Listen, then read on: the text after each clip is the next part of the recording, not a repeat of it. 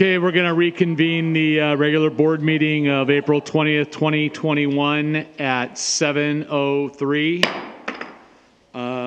Alexander, will you lead us in the flag salute? Place your right hand over your heart. Ready, begin. I pledge allegiance to the flag of the United States of America and to the republic for which it stands, one nation, under God, indivisible, with liberty and justice for all.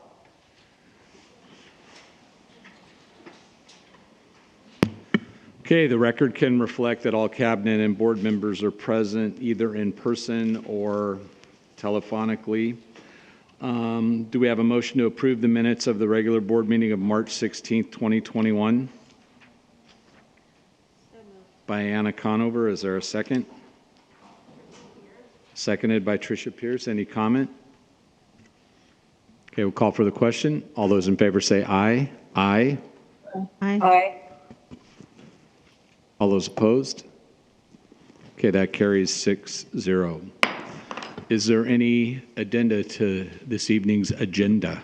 We have none. None. Okay, is there a motion to approve the agenda for tonight's meeting? Tricia Pierce, is there a second?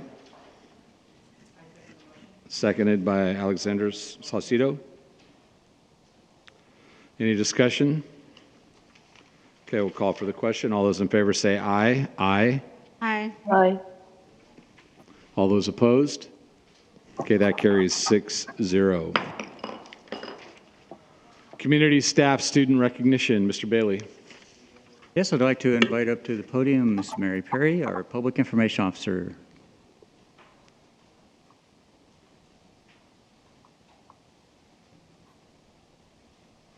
Thank you so much. It's always such a pleasure to be able to tell you about the people and the schools and the wonderful things that are going on, and I'm going to try my very best to be as brief as possible. So one of my favorite events of the year is always the Academic World Quest competition. For the first time this year, it was held virtually, and 3 of our high schools participated: Palm Desert, La Quinta, and Shadow Hills, and the Palm Desert High School team took home 2nd place. So really excited for Brittany Baez, Jennifer De Leon, Shaifa Munjal, and Joseph Lehman. And each team member received a $200 scholarship. And in addition, they will head to the national competition, so that's pretty exciting. And Shadow Hills received the Most Improved Award, so that's great too. And I just have to say really quickly, some of the topics were things like U.S. Foreign Service in the 21st century, exploring peace in a world of conflict, the post-pandemic economy. So the fact that our kids do so well, I think, is a real credit to the education that they receive. Then I also wanted to let you know that AVID has selected I can't even speak today, has selected Desert Sands to receive their Panda Cares grant in recognition of the commitment we have to equitable outcomes. So congratulations to Carrie Penny and her team. They will be attending the Leading Change for Educational Equity Conference as part of the grant.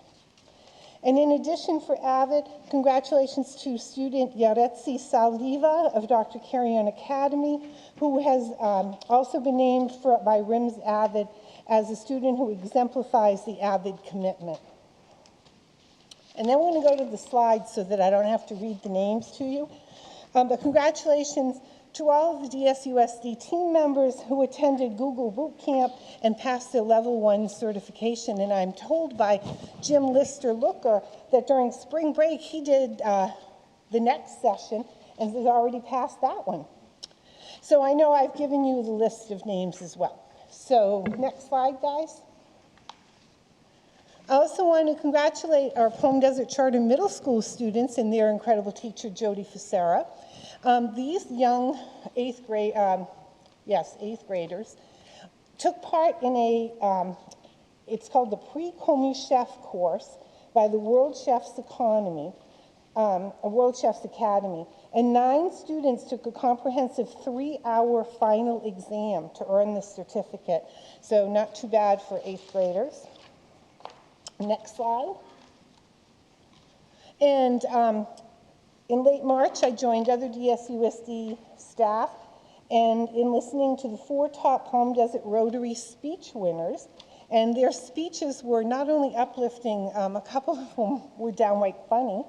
And so these are the students who've won, and so proud of them.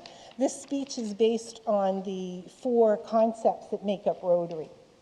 And the next slide is a photo of a Shadow Hills High School student who, as you know, her name's Lauren Fimbris, and she won the Voice of Democracy essay for our local VFW.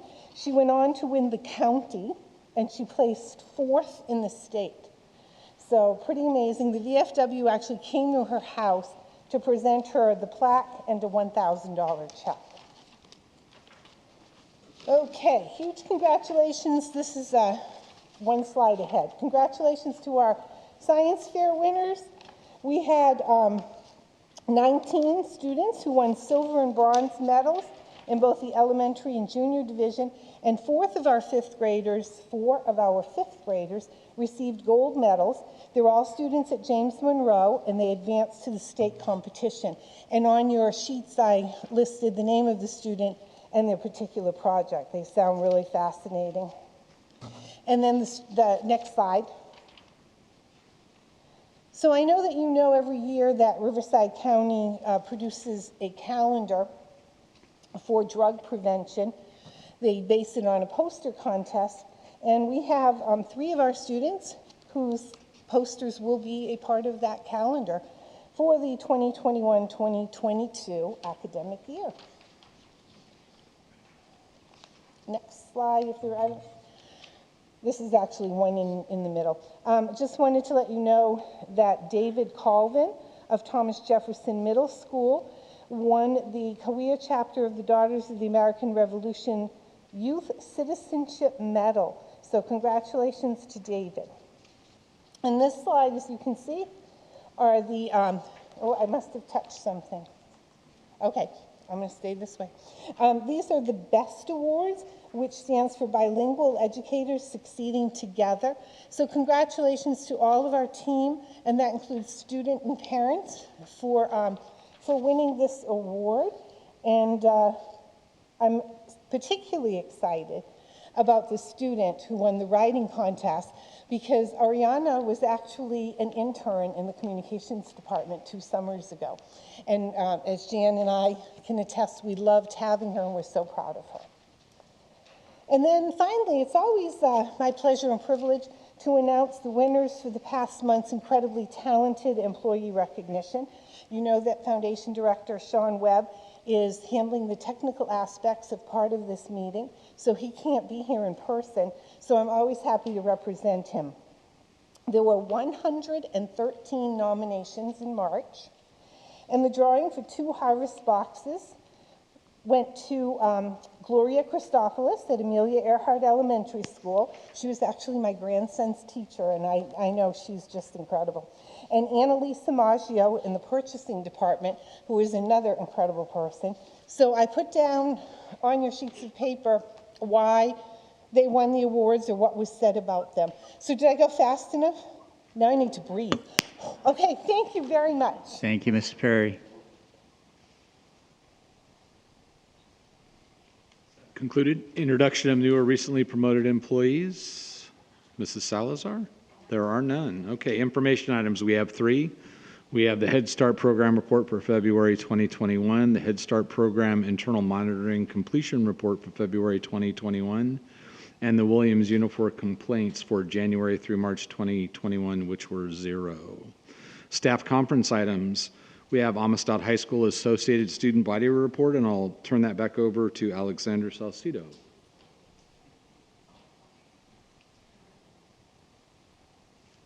I, Alexander Salcido, am proud to present Amistad High School's presentation. I am Alex Salcido, your ASB president. Although the pandemic has been hard, ASB has implemented Funtime Thursdays to help students cope with distant learning. Funtime Thursday is a planned activity on Zoom for students to connect. We've had Back to School Spirit Week, holiday themes, played Among Us, and participated in the Just Say Something campaign. You will see in this presentation AMISTAD highlights such as the auto program, transition to hybrid instruction, and incentives to graduation. Okay, so what is your first and last name? My name's Jesus Hernandez. And how long have you been in this program? I've been in this program for 2 years, which was my sophomore year, or my junior year and my senior year. Okay, what is some certifications you might have in this class? One of the certifications I have is ASC, which was electrical, so I'm able to work on electrical stuff on cars, I guess. And what do you like about automotive? A few things that I like about this automotive class is you get to learn on hands-on, which is not just reading. You get a feel for it and actually do the things that you read about. And is there anything you'd like to add? I think this is a perfect class for anyone who's looking forward into, I would say, work on cars, or even just to learn for your own once you're out of school, or even when you're in school. It's a good thing to learn. Okay, thank you.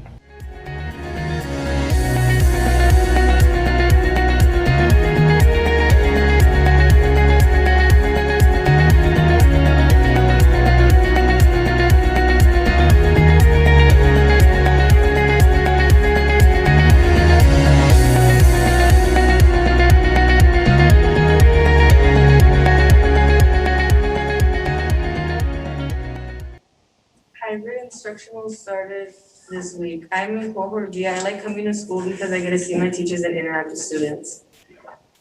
I'm in cohort B and I like the classes are nearby each other.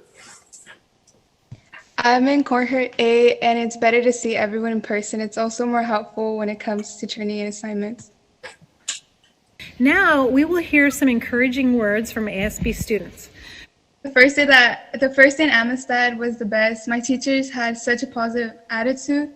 The one thing that I noticed my first week was that my teachers really went into depth with their lessons and made it more entertaining so we could stay motivated. I'm Maria from ASB, and my first impression of Amistad was it's a school where bad kids attend, and it's a lot of drama.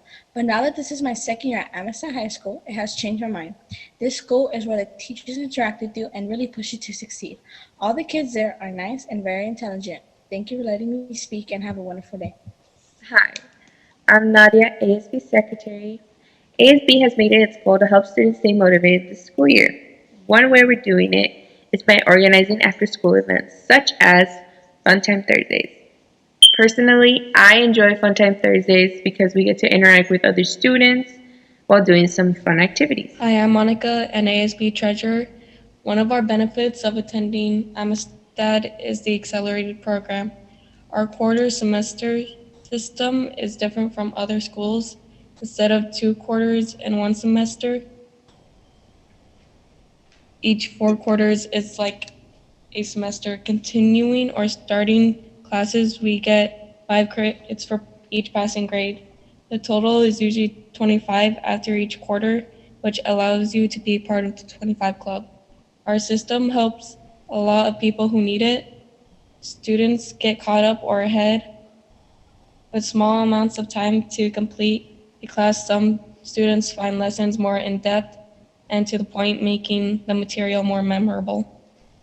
With one of the effects of the pandemic, repetition takes a toll, but a schedule change every once in a while breaks the limbo and your progress into parts, so it doesn't seem so stressful.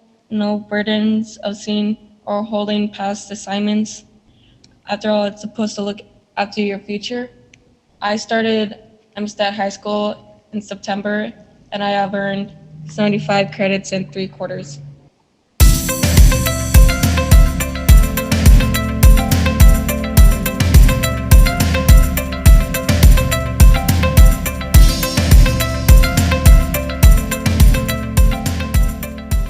My name is Maria Reyes, and I am from ASB.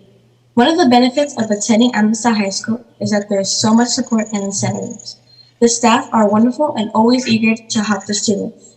Attending Amistad High School has boosted my confidence and taught me many lessons for the future. Each quarter we have recognition assembly where teachers award students for doing excellent in their classes. We also have the Principal's Honor Award and Student of the Month. You can finally earn a white cord to wear your graduation by filling out your FAFSA and by applying to a higher education. I started school in the fall, and after 2 quarters, the counselors talked about how I could graduate early. I took the opportunity. I am now a junior graduating early and will be attending college this year.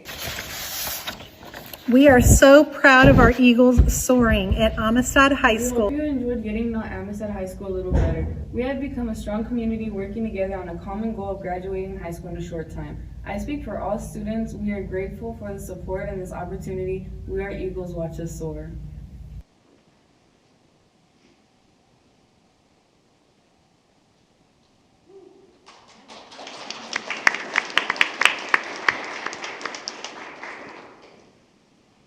Does that conclude your presentation, Alexander? Thank you. Is there anyone in the audience you'd like to recognize from your family? Of course, my mother. She's going to be here with me today, and I appreciate her. That's fantastic. I'd like to recognize Ms. Hoff, Mr. G, Dr. G, and Ms. Para, because they are always encouraging me to do better, and it's just amazing what we can accomplish as a team. Thank you. Well said, and thank you to the staff. And Alexander, to commemorate your service to the board, I have a plaque, a presentation, if you will, for you as well.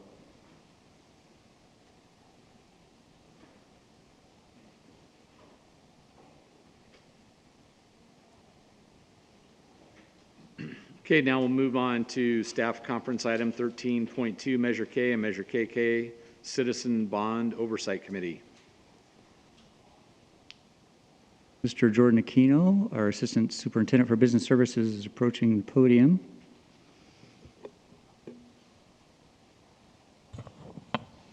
Good evening. I'd like to introduce Mr. Spencer Baker, if he could approach the podium.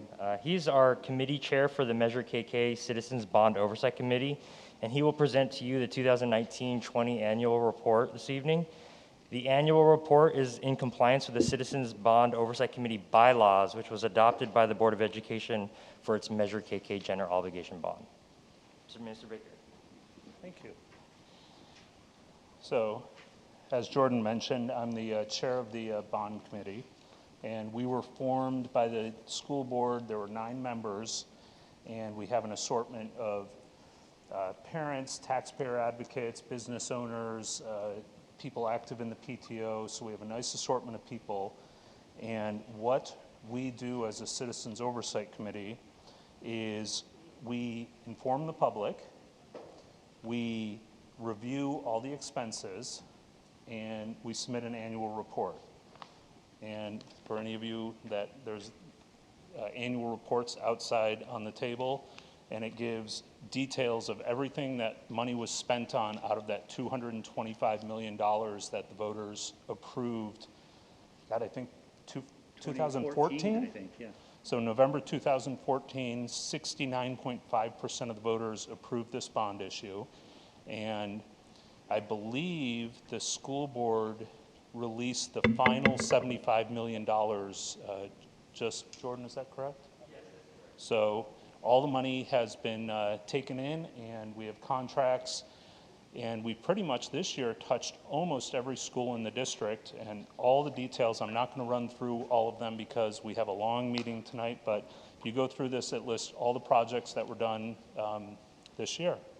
And I do want to thank Jordan and Patrick, who's not here, who's our Director of Facilities, and all of the facilities service team, because we could not keep up with all the projects without them providing information. And the school board for doing such a good job handling the bonds. We have some of the best ratings in the Western U.S. for school boards, which is wonderful. And finally, Ide Bailey, who's our auditor, and they have done not only a great job with the financial audits, but also the processes used for all of the construction projects and all the bids that are let. So that's my really quick down and dirty report. So thank you all for your time. Thank you, Spencer. Appreciate your leadership. Thank you very much. We'll now move on to 13.3, 3, the academic intervention and whole child support and services presentation. Okay, we'll be moving over to Dr. Kelly Mae Vollmer, I believe, to do the lead out on this presentation. She'll be joined by Mrs. Fisher, Student Support Services. Thank you very much, Mr. Bailey. We actually have a joint presentation this evening that I believe, and I'll hand it over to Mrs. Fisher in a second to introduce her team because I believe they're going first. But after them, they'll be followed by Mick Wilhite and Dr. Marcus Wood, both Senior Directors of Curriculum, Instruction, and Assessment in Ed Services. And Laura? Yes, and as Dr. Mae Vollmer was saying, it is a collaboration, as we do many times, between Ed Services and Student Support Services. In the presentation, we're going to be talking about academic interventions from general education, special education, the interventions that have been in place, along with our mental health and social emotional programs and supports that have been in place, and again, what plans are for continued services. So we're going to start with the mental health and the social emotional learning with Larry Balanich, who's our Director of CWA, and Dr. Charity Plaxton-Hennings, who's our Senior Director of Special Education.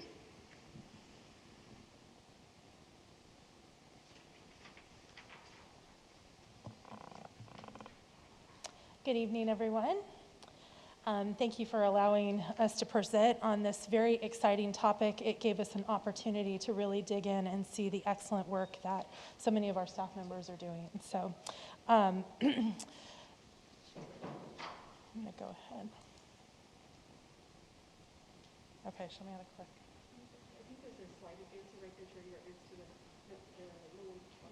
Found it.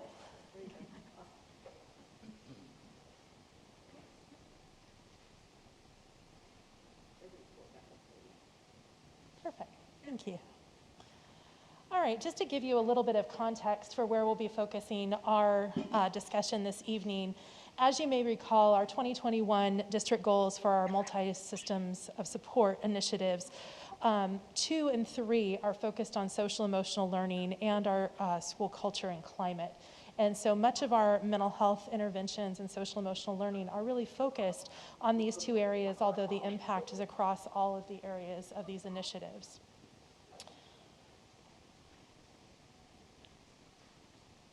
Okay, good evening, everybody. I'm going to talk a little bit just briefly on the MTSS framework, which you're seeing in front of you. And again, we're looking at the social emotional side of things for our presentation. Obviously, the MTSS is a whole child in a school and a climate and culture process. So we always had a lot of things in place going through this, but as the COVID pandemic hit, we obviously had to amp things up a bit and really start looking at providing a lot of professional development and aligning ourselves with appropriate people in the community as far as MOUs and contracts that we're able to put in place. And we'll talk a little bit more about what those are coming up. For example, some of the contracts and MOUs that we put in were with organizations such as Betty Ford Center, Dr. Tom Morris for grief for secondary. We had Ronnie's House for grief support, and trauma and grief are a couple of the big areas we knew that were going to be of large need in this area. One of the things that we recognize is that for everything that we do for our students, our staff also need to have a focus on their own wellness and resiliency so that they can support our students. So one of our main focus areas, as you saw with the MTSS initiative tier in Goal 2, is really focusing on staff wellness and resiliency. And some of the ways that we've done that throughout this past year is including a focus on staff wellness during our Desert Sands Educational Foundation classroom conversations, as well as a focus on professional development, both in training staff to support other staff members and also providing direct professional development, such as the large event we put on for all special education teachers and paraeducators during our last professional development day, where we had a focus on equity and resiliency for all of our teachers, put on by Mickey Singer. You may recognize her formerly of Collaborative Learning Solutions, who now sponsors the Equity Partnership. Finally, we also make sure that in addition to the resources and self-care and wellness supports that we put in place as part of our district website, that there are specific resources that are targeted towards our staff for their own wellness and resiliency as they too are moving through this period of time. Okay, and as we're looking at implementing the MTSS process, we needed to have a systematic approach in how we're working with students as they're flowing through these processes. So our teams just work together, and we developed this social-emotional flow chart. This will give you an idea of how things progress through a systematic approach in dealing with student needs. We started off, we realized we needed to have some teaming structures put in place at the school site.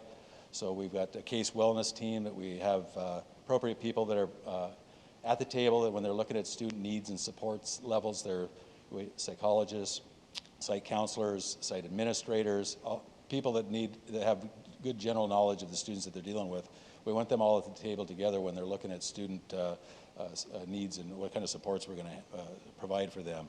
When you look at the tiered structure that we have up there, we've been able to provide some Tier 1 supports for staff in the classrooms, as far as SEL supports through the, Jerry will talk a little bit more about that in a future slide on the HOPE lessons that we have. When a student would be referred through as they start needing more assistance, we have a referral process that's called Request for Assistance. And what that does, a couple of things, it gives us the ability to gather the information that we need to be able to really look at a student and really make good determinations of what kind of needs and supports we need to be able to provide for those students. And so that RFA would be brought to the case management team. The case management team at that time would be able to take a look at what kind of needs and supports that might be needed. And from that, it may be that there's a request for intervention delivered to an appropriate person that would provide those necessary supports. And that could be in a Tier 2 level. It might look like small groups. It could be check-in, check-outs with site counselors, counselor small groups, a number of different areas that they are providing for Tier 2 supports. As cases progress, maybe as we're monitoring, that we may need to look at a possible further additional supports that might end up in a Tier 3 level. And again, that request for intervention would again be filled out and submitted to the appropriate people that would handle the intervention, and that would obviously be more individualized. In the first box, we do have, not everything has to flow through there. On the lower left box, you'll see we have a risk assessment there, and that might be more of an immediate concern that we might look at somebody who's maybe have a possible threat of self-harm, et cetera. So that might go a different direction at that time. So, and just real quick, we do have, as part of the Tier 3, we do have the Care Solace partnership, was an outstanding partnership, and that would be something that may look like even over above what we're offering and maybe a little bit more long-term, and that's been a tremendous partnership with that company.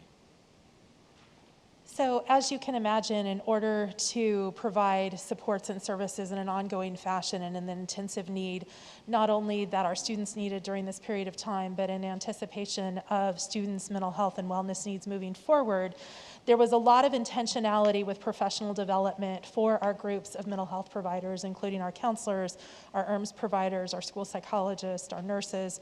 And as you can see from this list here, the real focus was on crisis intervention, a focus on trauma intervention, and also a focus on grief, as many of our students have lost friends or family members over this past year. We also provided extensive training not only for working with students individually, but also for working with their families and really recognizing the systems that our students are a part of. That's me too. So one of the focuses, as I previously mentioned, was obviously our Desert Sands social emotional website. And again, those resources are consistently being updated and are designed to support the wellness needs of students, family, and staff. And I think one of the important things about that is that those were not a static set of resources that were put on the website and left there, but instead they're ever evolving as the needs have changed over the course of the past year, and as we anticipate those needs will need to continue to be addressed and adjusted as we move forward. I know that you have heard references to our HOPE, our Hanging On Pandemics End SEL lessons, and just wanted to take a moment to highlight that as one of our social emotional supports. These were 24 SEL lessons that were designed by our mental health team for teachers to deliver to students to support the development of social emotional competencies, of course, in the area of self-management and a lot of those mental health areas that were challenged during this past year. And again, not only did teachers use that during the past year when students were on distance learning, but have revisited a number of those lessons in many cases as students return to the school site. And again, we've referred to the request for assistance form. That's outstanding as far as being able to provide the information that we need to adequately work with students in their areas of needs, and also provides us a tremendous amount of data that really helps us in determining where the area needs are and what kind of needs we need to be able to provide the supports for students, as well as us being able to provide to the school sites. Individual group therapy, we talked about the professional development there, and of course Care Solace with that 24/7 mental health. That company, the great thing about them is they expedite the process. In the past, we've had cases where students might be referred to county mental health, and it might be 2-3 months before they're able to get support. This company they're the middle people. They put everything together as far as the contacts with the companies that they work with, the providers, and they just expedite the process, and that's an outstanding service that we're able to provide for our students and families. Oh, I'm back. So I'll talk briefly about the Student Assistance Program, but I could go on for days about this group. These guys are outstanding group of people that are PPS leaders in the district. You can see some of the roles that they're involved with. The suicide protocol planning, providing site support. Grant writing has been huge within our own area. We've been able to write a number of grants and successfully been awarded those grants. Recently, we just wrote a grant that's called the SBHSN. I'll use that one because it's a long otherwise. And that's going to provide us with 10 mental health therapist positions for 5 years, serving 13 schools directly. And that's a big piece. We had 2 grants that expired. We were able to, a number of years ago, we were able to write a grant, and that allowed us to be able to provide SAP support directly to the school sites. Since 1983, about 2017, we had everything was centralized, and we realized that we weren't getting the data that we wanted to see. Maybe only 50% of folks were showing up, and so we wanted to make sure and take this directly to the school sites. So we put that grant together, and we were able to take it to the sites, and our numbers drastically increased. We were able to significantly increase the number of student contacts and family contacts, and that we knew that's where we wanted to go. When the grants ended last year, we didn't have that in place this year. But fortunately, we got these 2 grants. We wrote the 2P grant as well, and that's supplying another 4 to 5 mental health support people to be able to go directly to the site as well. Ultimately, the answer isn't grants. The third bullet there is probably the most important and the most that I'm excited about, and that's our contract with Riverside University Health Systems, and that's what's going to put us in a long-term, sustainable, robust mental health program for the long term. So we're really excited about that particular piece, and we've got the funding in place now for that to get that started, and that's going to be a big one for us, and you'll hear a lot about that coming up. One of the other groups of providers is our educationally related mental health services team, and this is a group of licensed therapists that provide not only general mental health expertise to all of our school sites, but also address what we would call Tier 3 or most intensive mental health needs, and our students with the most intensive mental health needs that are both general education and special education students. So they work with educationally related mental health assessments that are required by students' IEPs. They provide intensive individual therapy services. They conduct risk assessments for students that are at risk of suicide or homicide, and help plan for their safety and their wellness moving forward, and also do a much needed service in terms of linking students and collaborating with community mental health organizations for providing services to students. So we did a quick tally and looked at the number of services that this team has provided in the last year between March of 2020 and March of 2021, and they provided 4,939 individual student services during that year period of time. In terms of the future directions, as you can see, we're doing a lot of great things in this area, but we have some goals for moving forward, particularly as we anticipate the needs of our students moving back into school and over the next several years. Our goal, of course, is that to bring all of these great initiatives and things together that we're doing and have universal alignment, articulation, and implementation of all of the mental health and SEL initiatives together so that we maximize the power of these individual initiatives and individual people together towards the goal of mental health and wellness for all of our students. So some of the ways in which we anticipate doing that is really increasing our focus in Tier 3 in terms of the identification and triage of our highest need students, increasing the focus on prevention. It's much easier to address something when we can prevent it or handle it early, and that's a Tier 1. And finally, intentional collaboration across all stakeholders and staff so that we're intentionally avoiding silos and really allowing the power of all of our resources together to work at all tiers 1 through 3. One of the ways that we anticipate that we will be doing this is through obviously strategic staffing and continuing strategic professional development.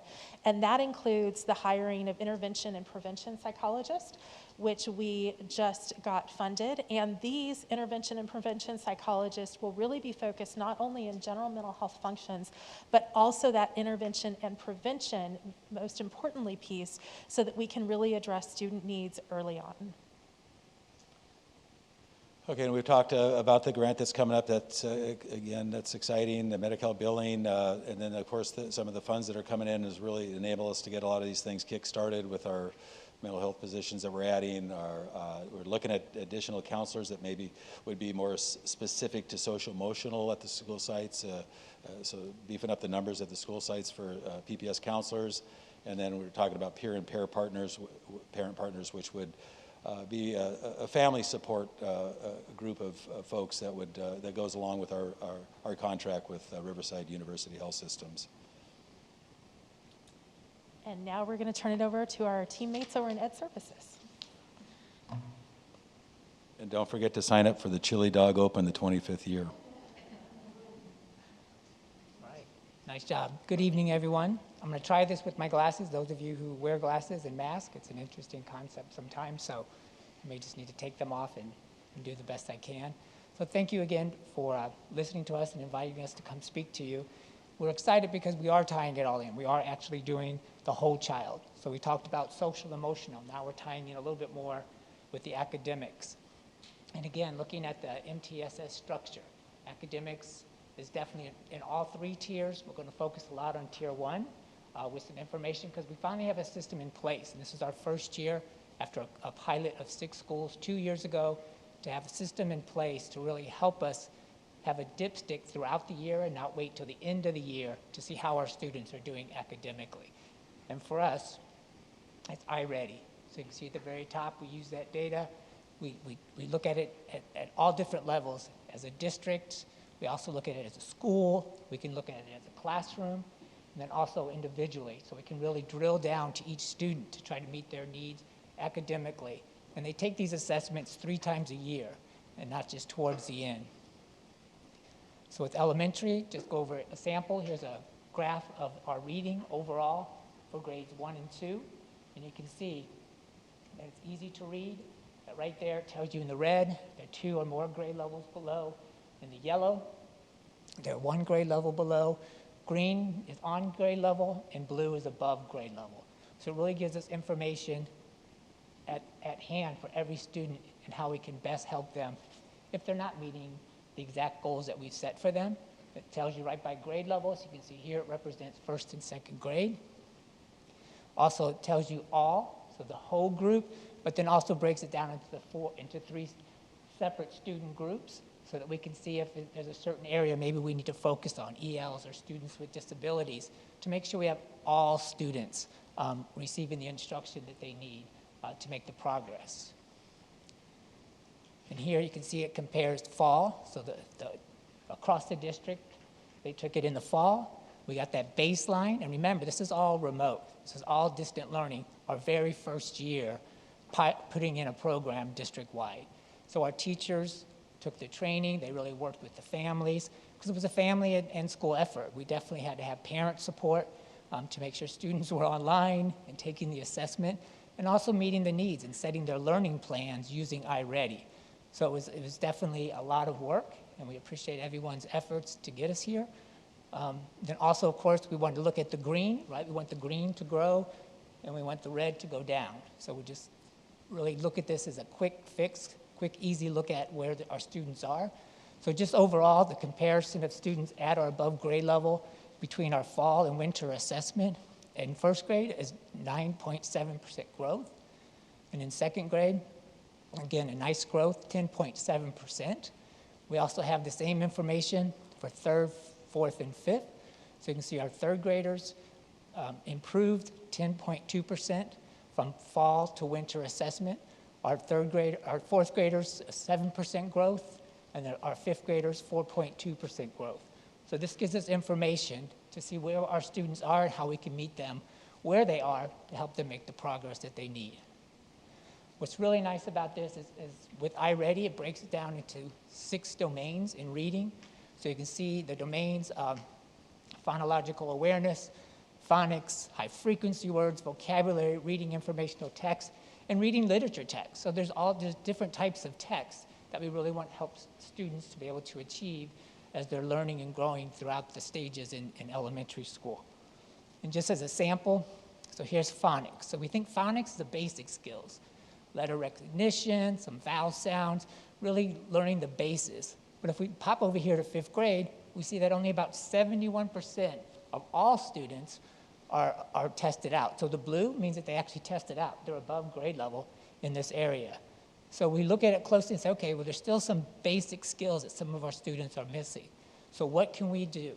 What can we provide people who are providing interventions? What type of skills can we help them when they're working with students? And classroom teachers as well. Because sometimes when you're a fifth grade teacher, you don't think so much about phonics. You kind of think about reading to learn as opposed to learning to read. And then if you go a little bit deeper, we can see our ELs, fewer of them have tested out, and even fewer of our students with disabilities. So we really have to work with them to be able to see what groups we need to work with and how we can provide the best intervention to help them succeed and especially test out of phonics, even at a fifth grade level. Again, overall mathematics. See, in first grade, they made a 2.6% growth. Second grade, a 6.7% growth.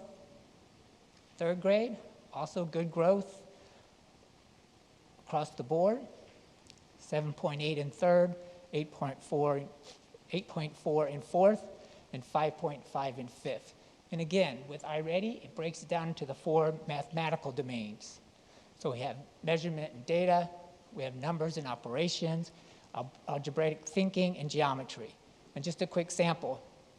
So as we look at the data, the way they break it down for us, in third grade, they're making a 10.8% growth. That's amazing, right? We love that.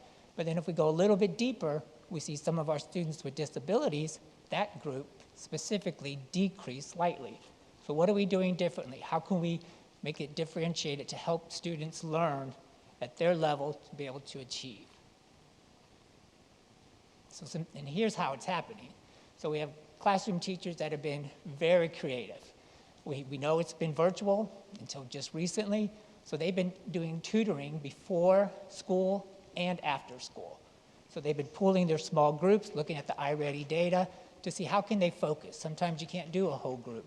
So they pick 4 or 5 students that need progress in certain areas, and they work with them before and after school. They also work with the paraeducators. They push into breakout sessions, work with a specific group of students, and really help them to achieve. And many of our schools, as you know, have certificated specialists at their sites. So the specialists work with the classroom teachers. They're assigned a specific group, a specific skill that they would like for that child to progress in, and then they work with them. And sometimes they do it after school, before school, but many times they're part of a classroom where they'll go into a small group in a breakout. Our after-school staff. So we have wonderful folks who are part of our after-school ACES program. But how do we use them, right? Because we can't have it after school. We can't mix classrooms. So they were very creative. Many of them are sitting in on teachers' lessons, watching the lesson, learning the skills, and then when the teachers do small breakout groups on Zoom, some of our ACES staff will sit with a specific group and using the same skills that they learned from the teacher by observing that lesson, they're working with the students using that same language, the same approach that the teacher is using to help the students achieve. Excuse me. Also, we have something new to elementary. I know Dr. Wood has talked about this before, FEV tutoring. So FEV tutoring is an online tutoring where students can jump in to get homework help, but they can also be assigned a specific standard or skill to work on one-on-one online with a tutor to help them achieve. And teachers can work with them and say, I'd like for my student Johnny to work on this specific skill. They batch them up with a tutor online, and they work on that skill. And it's just beginning in March for elementary, but it's been successful for the students and families who've taken part of it, and it is free. They've really found some success. So future, work in progress. So we know we have some work we need to do, right? Especially looking at this data across the district and knowing already we've had 2 assessments, we can see where we really need to make a focus. So we have a 5-year we're working on, work in progress, a 5-year structured literacy plan to help build capacity of all stakeholders. So our teachers, our specialists, our administrators, to really know how to have the best literacy instruction to meet the needs of all students. So this would be a tier 1 in MTSS. We want every student to have this instruction. We want it to be monitored. We want to work with teachers and administrators to make sure this happens for our students. We also are assembling a task force to create a research-based intervention for all elementary schools. So instead of just saying, do whatever you think you need, we're going to really have some structures in place. So people who are providing these interventions, especially in literacy, have the skills and a set way of approaching helping students to make the progress that they need if they have to maybe move up to tier 2. They need more assistance. Tier 1, they didn't get it, so let's see how we can help them next. And then also, we're going to form a literacy team to support teachers in literacy instruction. So find a district-wide program, get teachers trained, give them the support they need, and not just say, here it is, this is the program we're using, but really build that base so we can work with all of our students to help them be successful readers in literacy and really make the achievements that they need. So we're excited to have this information and to really work with student support services to really meet the needs of all of our students. So that's elementary at a glance, and I will turn it over to Dr. Wood for secondary. All right, thank you, Mr. Wilhite. Good evening, everybody. All right, we're going to continue through with looking at secondary, and we'll look specifically at our iReady diagnostic data. So charts look very similar. One thing you will notice as you progressed, and you probably noticed it even at elementary, when we progress up through the grade levels, you start to see more red. And you'll see the same thing as you get into middle school and in high school as well, which is the 2 grade levels below. For secondary, we're going to look at 2 grade spans. We'll look at 6 through 8 for our middle schools. You'll see the 3 grade levels there. And of course, we'll also look at the all English learners, students with disabilities, and then our low income students. Specifically with, as far as overall growth, we did see not as much growth as you'll see at the elementary, but there was some novel growth, if you will. 6th grade, almost 5, same with 8th grade. And then 7th grade, only 0.6%. So there was a lull there, and we'll see that in math as well. One of the domains, just to pull out as a sample, if we look at reading literature in middle school for 8th grade, we saw some growth there. Anytime you're going to see the red get smaller and the green get larger, you know you're making growth, and so feel good about that. But then in comparison, looking at our middle school, 7th grade, just the reverse actually. So we actually increased the number of students that were below grade level. Looking at 9 through 12 overall reading, we have all 4 grade levels. I should point out that Our requirement district-wide was that all 9th, 10th, and 11th graders take the diagnostic, but 12th grade was optional. But as you can see there were 362 students that took it. So a lot of teachers that maybe had blended classes had opportunities to teach sections of multiple grades, and those that just really wanted to get some data, especially since we didn't have data from SBAC from last spring, did provide that opportunity. But if you look here, as far as the growth, 4.1 at 9th grade, 5.5 at 11th, but that in-between grade, kind of like 7th, was just a little bit of growth with 1.6%, and a little bit at 12th grade as well. Overall, a slide into mathematics, so 6 through 8. Again, the data is reflective a little bit of the ELA, where we did have some growth, 5.3 at 6th grade, 4.5 at 8th, and then a little better than what the elementary did, but we did have 2.8% at that 7th grade level. Looking at 9 through 12 overall mathematics, again, you see, first of all, a sea of red. And so, you know, I mean, part of that, obviously, we're identifying 2 of our student groups that struggle the most, and so they're, you know, it's evident there as well. And then if you look overall as far as the number of kids, you know, that are at grade level and above, I mean, it's, you know, about 40% roughly. If you look at as far as growth from fall to winter, 9th grade 6.2, which was pretty good, 4.7 at that 11th grade, 3% at 10th, and then the few that did test at 12th, actually a little bit more than ELA, 450, there was not any growth at that point. I pulled out this domain just to give you an example. So this is measurement and data, and you look at it, there's a number of kids that tested out. And the reason for that is measurement and data is actually a middle school standard. And so a lot of kids have tested out. But there's still students that still are, you know, 2 grade levels below, which they would be being in the high school and this being a middle school, and even there's some elementary standards in there. But what this can provide for our teachers, honestly, is, you know, from a class standpoint, majority of your kids probably have tested out, have done very well, but you've pinpointed a few of your kids in that class that still need some targeted support. And so what iReady really allows you to do is to identify those kids. There's the personal path that you can set them on. You can give them specifically those lessons that are going to address that specific need, or the teacher can provide their own instructional practice as well. So they really have an option for that. So the next one I want to talk about is ST Math. So as you know, ST Math is at our middle schools, and we've had, this will be our 3rd year with ST Math, and just have one slide to showcase.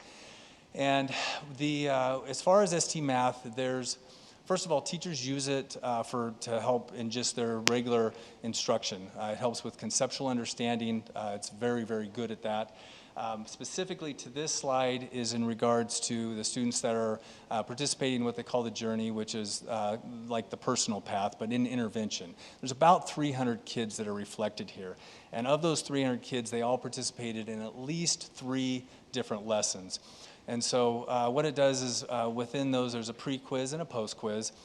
John Hattie states that if you hit a 0.4 effect size, you're really doing well. A 0.2 effect size is positive, but if you hit 0.4, you're really above that average and having an impact. And as you can see, the effect size is there even as high as 0.8 at 6th grade. And this data is reflective, really was very similar to last year and the year before when using this.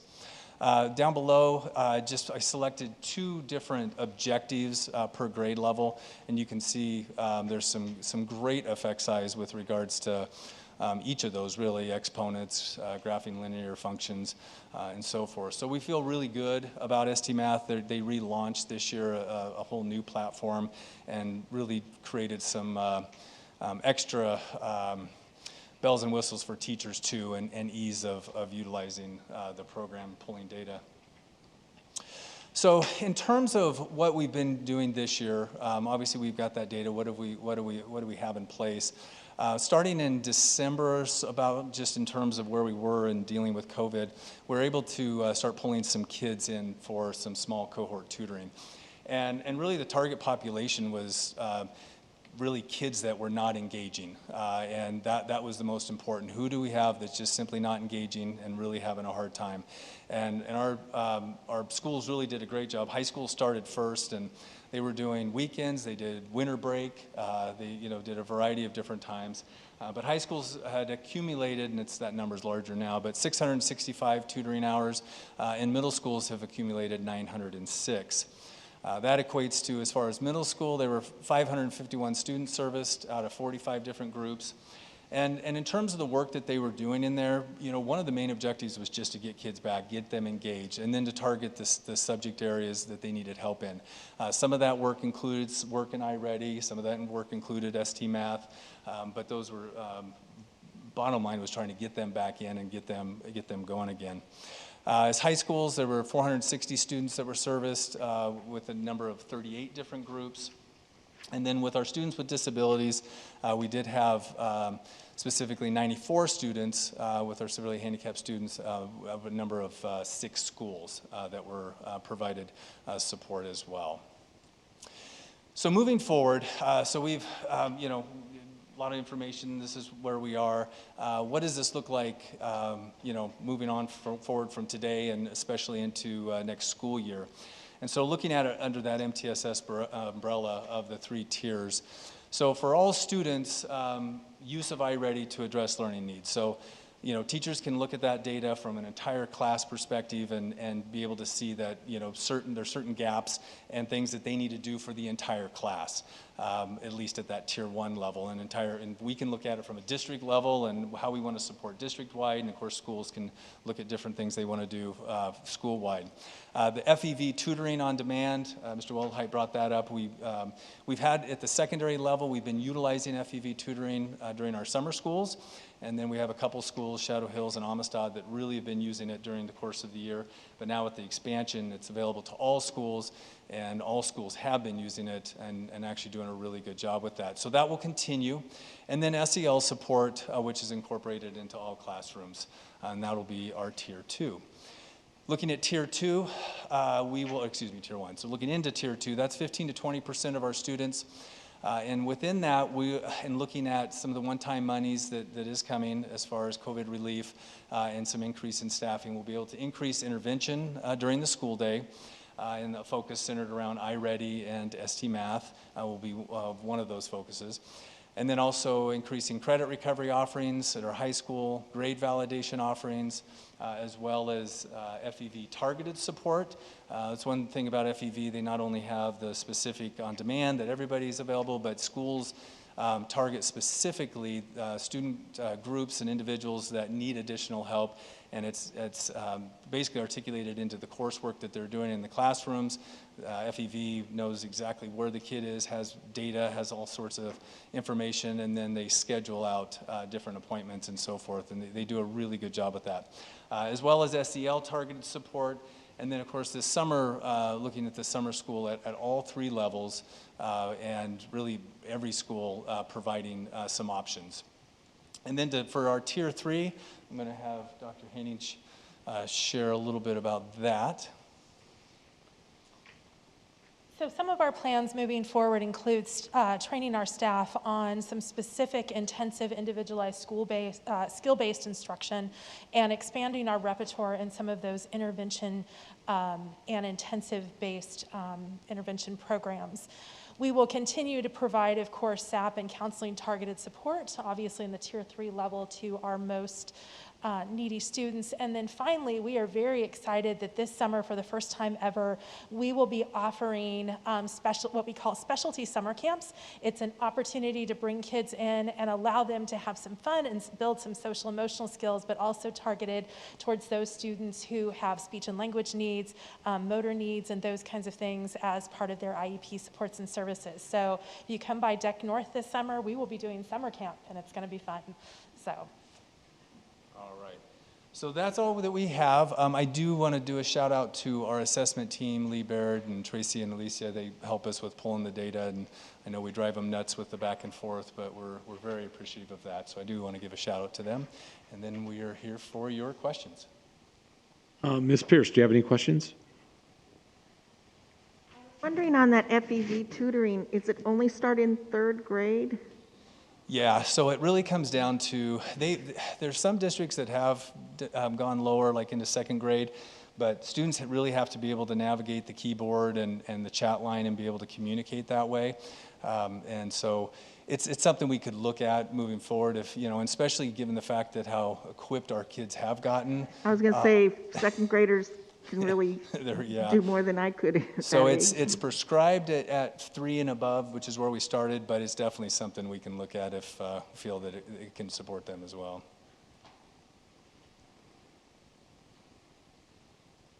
I didn't have any other questions. I think the presentation was very comprehensive, and I like the way it was organized, and I'm familiar with a lot of the aspects of it, so it makes more sense, but it is a lot to take in. But I'm grateful for the grants that have been received and all the extra therapists that we will be having, and some of the retired ones that have come out to help also in the student assistance program. It's going to be very, very helpful. Linda Porras, do you have any questions?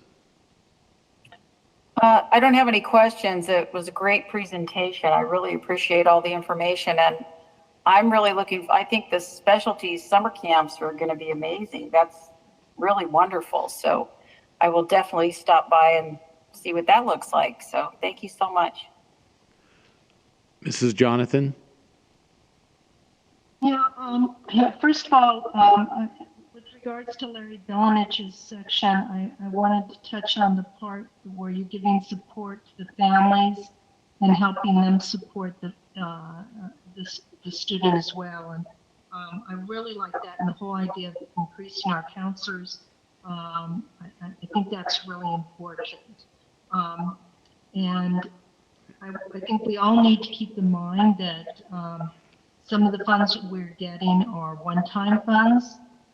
So these are not things that we're going to be able to continue on. So I think that we need to make sure that we realize that this should be a priority. In looking at the iReady, the English language aspect was much better than the math. The math, quite honestly, especially in the upper grades, was horrifying. Ms. Jonathan? I also believe that part of that is... Ms. Jonathan, could you speak up into the microphone? We can barely hear you. Okay, hold on for a second. Wait a second. Hold on.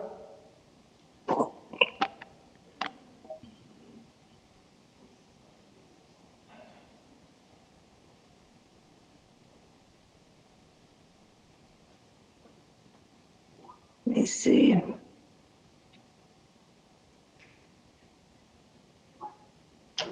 We can hear you better now if you want to try again. Okay. What I was saying is that as far as the mental health, I think that that's very important, and I like the direction we're going in. As far as the academics, I'm concerned. I see that in reading we're making some advances, that obviously there's more effectiveness in the lower grades in the elementary. But when we get to middle school and high school, there seems to be a real disconnect, especially in math. Math was really kind of horrifying. And I think that part of that, we have to be realistic, is when we have some students, and I noticed on the graphs, and I wish we had access, we're at home, so I don't have access to the packet that others may have at the dais, but it appeared to me that our English learners were doing very poorly, especially in math. And my heart reaches out to them, because I have to believe that being in a distance learning environment and trying to learn a subject like math, which does have language involved, is even more difficult than it normally is in a school setting. It's even more difficult in a distance learning setting. So I think that we might have to look and say, and I see you talking about task force. I think we might want to look and say, what can we do, especially with our non-English speakers? Some of the ones that have, a language barrier that may affect how they're able to be as successful in math. What can we do to make sure that they are successful? So, because we talk about equity. I see that you talk about thank you, Ms. Pierce, about asking about the FEEV tutor for lower grades. Honestly, and I know kids that are 5 years old that use keyboards better than adults at this point. So I think that it would be well worth us looking to see if we can do the tutoring at an even younger age. But all in all, I think that we also need to be cognizant that, again, these are issues that we're seeing right now on iReady. And I think that it's really important that we understand that that we're going to have to deal with these issues of some of our students falling behind, and that we need to make sure that we have the funding available for those students in the future. My one question I also have is with ST Math, I believe when we approved it in the past, not all schools are using ST Math. Am I correct?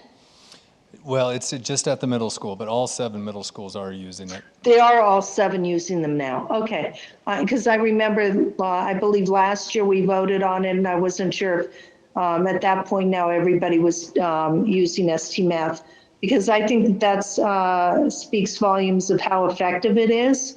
And so I'm glad to see that that's doing so well. But thank you for the presentation. Really great. I'd hope that we could get a copy of that PowerPoint or packet so I could look at it a little closer if I have any future questions to follow up on. Thank you. Ms. Conover. I do have some comments. Get closer to the microphone. As far as the social emotional support, I was looking here where you're talking about the social emotionally learning lessons that the teachers deliver to the students. So if I were a student in conflict or it just needed help, how do these students access these resources? Or how do we make it available to them? Do they know where these resources are, and are they available to them? And as those students are bubbling up, that's where that request for assistance form would come in handy. And as they see that there's a need for a student, that would, again, be brought forward to the team, and they would be able to bring those supports and services to the students through the process. Okay, so, but many times some of the students don't go to the teachers, or some of the teachers, for whatever reason, students might not make it known that they are in some type of a crisis. Is there a flyer somewhere, is there something that makes these resources known, that there is a counseling you can go to, that you can ask for help? Where can I ask for help? And probably the best place to find that is in our the wellness website that we have, with an abundance of supports, and there's information for parents, for students. It's a pretty robust program, and I'd recommend to take a look at that and see what that is. And it's well done. It's been in partnership between Sue Ann Block and the SAP team and the psychologists, and they put together some great resources right on that webpage. I have taken a look at it. I'm still waiting for it to be a little bit brighter, but I'm just wanting to know, do the students know how to access this? Is my question is, if I'm a student in high school and I'm in crisis and I don't want to talk to a teacher for whatever reason, can I go straight to a mental health, a counselor? Is there some number somewhere where I can access help. Because, I mean, I might not have Absolutely. that connection with the teacher. Yeah, absolutely. And we have anonymous reporting, we have non-anonymous reporting that they can report their concerns with. Anybody can use that request for assistance form as well. It can go directly to the site counselor as needed. So that's open on our website for anybody to use. It's not just for teachers to refer students. It's students, staff, parents. Anybody can use that form. Okay. And I'm sorry. And Ms. Conover, in normal years, on the back of the student ID, it is now required to have those different numbers, local ones, and then 1-800 numbers, depending on what the situation is. And I agree. I would hope, and I think that's another piece that we need to ensure that the teachers are sharing. I know they are, but to make sure they all are, to not only talk about it, but provide those resources directly to the students, particularly the older ones that would be able to access. Because as we know, during this time when they haven't been in school, things have gone on in their lives that usually they do go to a teacher or a counselor, and we may not know about. So it's a good point to make sure that we're making those resources not only known to how the teachers can report or parents can report, but how students can self-report. This information also be put in their agendas. Because I know that we provide agendas maybe in there along with any of the 1-800 numbers they might need. And when they return, those school IDs will have those also on the back.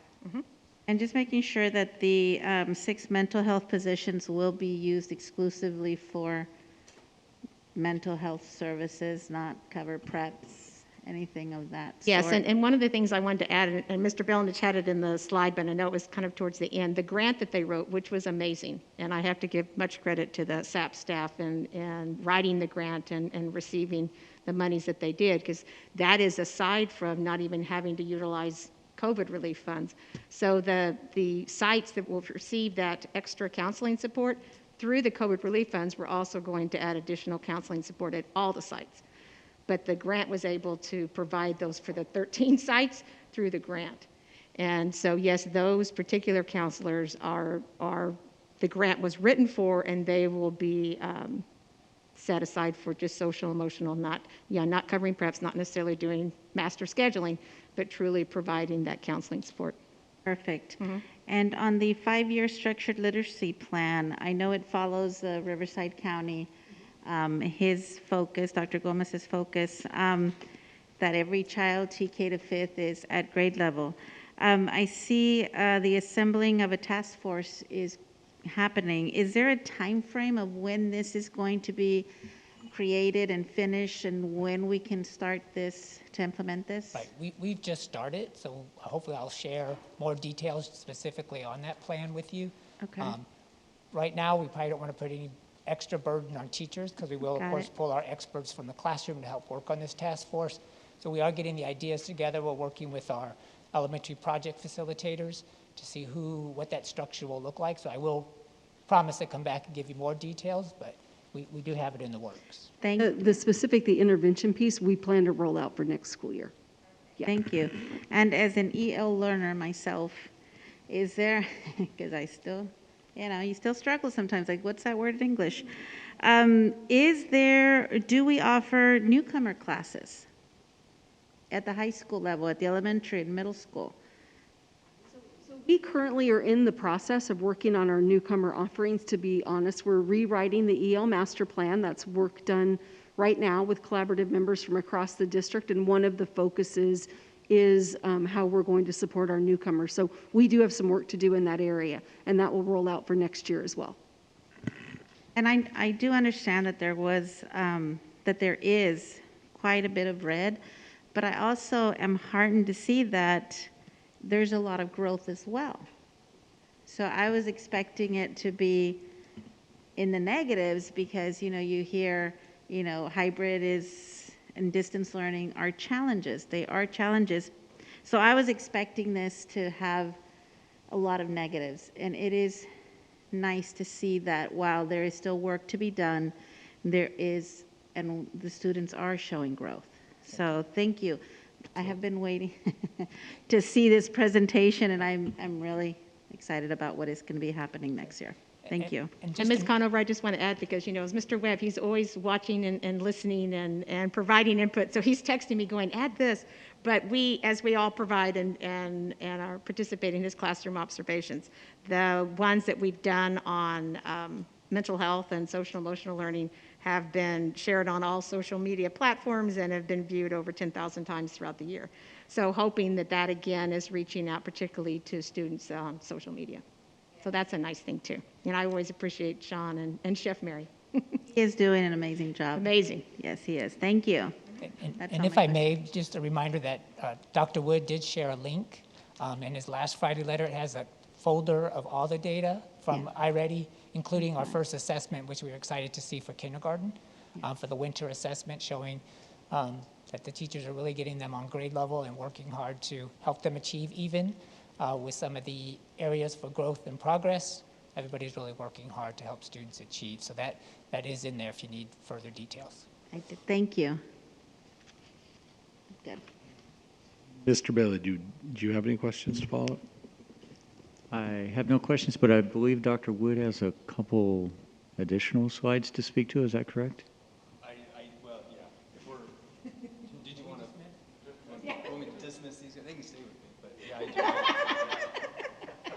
Sorry if you're out of turn. It's a continuation of, we pulled together, there were several, as you know, several requests from the board for presentations, and I know this was a bit lengthy in nature, but we put those all together. But in addition to that, the next steps, Dr. Wood has a couple more slides he's going to go through really quickly as they pertain to agenda items this evening. All right, you guys ready for that?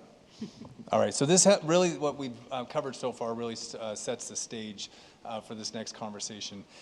And so tonight for the board's consideration, we have two resolutions as they relate to COVID relief. And we also have some updated board language that doesn't necessarily relate to COVID relief. There actually is an update within it, but the part that I'm going to pull out is something that we wanted to bring to your attention just because we think it deserves explanation as it relates to all of this. So, not to read this, everybody is fully aware of what we've experienced this previous year with the challenges with the pandemic, but what it's caused is a significant disruption to education for our students in Desert Sands, and whether through health challenges, school closures, and so forth. And due to that, the two resolutions that we have coming forward are these. The first one is Resolution 20, and that is a modification to graduation credit requirements on an emergency basis in cases of hardship caused by COVID. And so to set the stage for that, first want to show basically a snapshot of some data. This was as of the third quarter, and what that is showing you is the number of students that, and their credit attainment. Now, it doesn't necessarily indicate that they've taken the right classes because, it's very specific to that. This is just total credits. And you can see Indio High and Shadow Hills having 7 and 8 period days. Obviously, they have an increase in the opportunity to attain credits, but there's a breakdown. So those that are 220 and above, 201 to 219, and so forth. That lends itself to this slide, and this is one that we put together that's really a prediction of possibly where we could end up. And so there's some assumptions along this line, and so be careful with regards to that. One is that every class that the student currently is enrolled in right now passes. So the truth is, we know the data is actually not going to, it's going to be higher numbers than what we currently have. But as you look at this, what you see here is you see 259 students that as of the end of this semester, if all the classes they're currently enrolled in, if they were to pass them, we'd have 259 students that would not graduate. Now that's not considering summer school, because there's obviously summer school. But that would equate to an 85% graduation rate, which is 7% decrease from where we were the year before. There are 98 English learners that make up that number, and there's also 49 students with disabilities. And so over half of those students make up those two groups. Another way to look at the data is this. We looked at first semester for the class of 2021, our seniors, and we looked at students who are enrolled in English, which they're required, their Gov or Econ, and then also a math class. Now math, obviously we require 3 years. There were a few that were taking as a 4th year, but most of them in that group right there were taking math because they needed it. But you can see there were 223 students that have failed all 3 of those. There's 620 that have failed 2 of the 3, and nearly 1,000 that have failed 1 of the 3. And in comparison, like, okay, well, what does it look like in other years? Those numbers are about double what is compared to last year and the year before when we looked at the data. And so, taking this into consideration, this is what the board resolution indicates, that for the class of 2021, so those students right now are seniors, and for the class of 2022, so next year's seniors, who have met state graduation requirements, but who are unable to complete the full number of credits, complete at least 180. And that would be a reduction of 20 elective credits, 10 math, and 10 English. Now, a little easier way to kind of see how that looks, there's 3 columns up there. The first column is the current requirement, the 220. Second is the 180 requirement, potential, and then the last is the state minimum. And so you can see in the red, those are the changes. So for English, going from 4 courses to 3, for math, from 3 courses to 2, all the remaining courses are the same, and then when you get to the last column there, the last row I should say, the state does not require any elective credits. We require 7, but we would reduce that to 5. Now, this is probably the most important slide out of everything that I'm going to talk to you about regarding this resolution, and that is, what does emergency basis mean? What it means is that expectations remain the same. Nothing changes. Board policy for the 220 credits is still in place. We will still strive to ensure that all students are A through G. That's what every school works towards. And that then if that doesn't end up being achievable, then at the very least we're making sure they have the 220 credits. Students will still be scheduled into courses to validate and for credit recovery. However, when a student does fall short at the end of the 9th inning, 3rd out, this emergency resolution could come in, and if they met that criteria, could provide that student a diploma. And so again, it's for the class of 2021 this year and for next year, 2022, and moving it to 180 credits, 20 less elective, 10 math, and 10 English. So that's the first resolution. The second resolution, number 21, is in regards to grade validation, and this is for math and world language.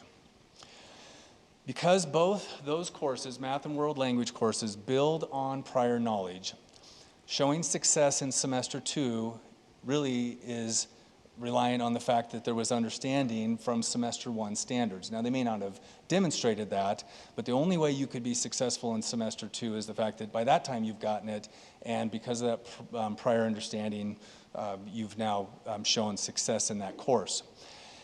The UC CSUs use that same rationale for their own validation purposes. A student gets a D in 9th grade math, 1 first semester. In the second semester, they get a C. They're now back on track for A through G.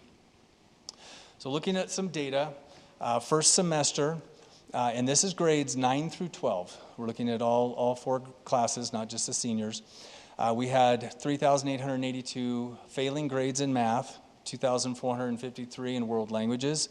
Then you can see the number there for Ds, 900 and 500 and so for the Ds. If we were to just kind of do a spot check and say, well, where are we as of 3rd quarter? Like, how many kids have already improved, not knowing that there's any potential opportunity like this? Well, nearly 500 kids have improved their D and F grades for math, and 328 have improved their world language grades. Again, going back to comparisons with those failing grades, that's about double what it has been in prior years. So what does the interim grading policy look like for your considerations? So it would be for just this school year, the 2021 school year. First semester grades would be replaced with second semester grades if second semester grades are higher for grades 9 through 12. Now my examples just looked at the D's and F's, which are our greatest concern, but a student could receive a C first semester in French 2, and they get a B during second semester, and that course would then improve as well. The second part of the resolution would be the grade adjustment first semester would automatically be changed, and we would do that logistically through technology based on second semester grades being higher when finalized. Teachers would be provided a list of all of those grade changes so that they can certify it. They could look at the grade book and make sure that everything is accurate and sign off on it. And then again, if there was anything with, as it relates to AR 5121 that would conflict with this policy, that this would have control for this year. All right, so those are the two resolutions. The last thing that we want to bring to your attention that we feel is worthy of having an explanation is regarding Board Policy 6146.1, and that's high school graduation requirements. Now, you see at the bottom there in the asterisk there, it says this is non-COVID related. This has been a conversation that we've been having really for the last couple of years, but we just feel with all the other changes and other things taking place that really it's the opportune time to put this into play. And what this board policy, there's several changes within board policy 6146. There's updates from language, from foreign language to world language. There's a number of things, but this would be something that we specifically have added. And that is that our alternative high schools, which would be Amistad and Summit, and dropout prevention programs, which is specifically Graduation Alliance. And the reason we call that out is because it actually resides under Horizon, and it has to because it's an independent study program, would have their minimum credit requirement would be different. And what that would look like is this, and that would begin during the 2023 school year after the resolutions for this year and next year expire. And that would be that our comprehensive schools would continue to complete the 220 credits, but for our two continuation schools and for the Graduation Alliance, the district requirement would be reduced from 220 to 200, which would be 20 fewer credits for electives in grades 9 through 12. So some things that are related to that. So specifically, the request is reduce elective graduation requirement from 70 to 50. Maintain math at 30 credits, maintain ELA at 40 credits. We still want the rigor and high expectation. We still feel kids need that third year of math, the fourth year of English. Really the issue comes down to a few of these things. One is that due to the small size of our alternative high schools, offering a broad course offering of electives is very challenging. Their schools are small and they just can't provide those opportunities that our traditional schools do. Students who move to an alternative setting many times have experienced great challenges and creating the disruption in their lives and their education, providing this additional flexibility for them to have more room in their schedule to complete those math courses and those regular graduation requirements we feel is important. And then two, and I shared this in the Friday letter, there's a link that you can find in there, but as it stands now, 2/3 of the districts in our county already have different requirements for our alternative schools. I've even had conversation with someone from the state level that would say that probably statewide that number is even higher, that they were actually surprised to even find a district that still has the same. But obviously for Coachella Valley, both Coachella Valley Unified, Palm Springs, and us do have the same. But I do know Palm Springs is having conversations about this as well. And so again, the proposal for this would be for our continuation schools and dropout prevention program, Graduation Alliance, reduce the credit requirement from 220 to 200, which would be 20 fewer elective credits.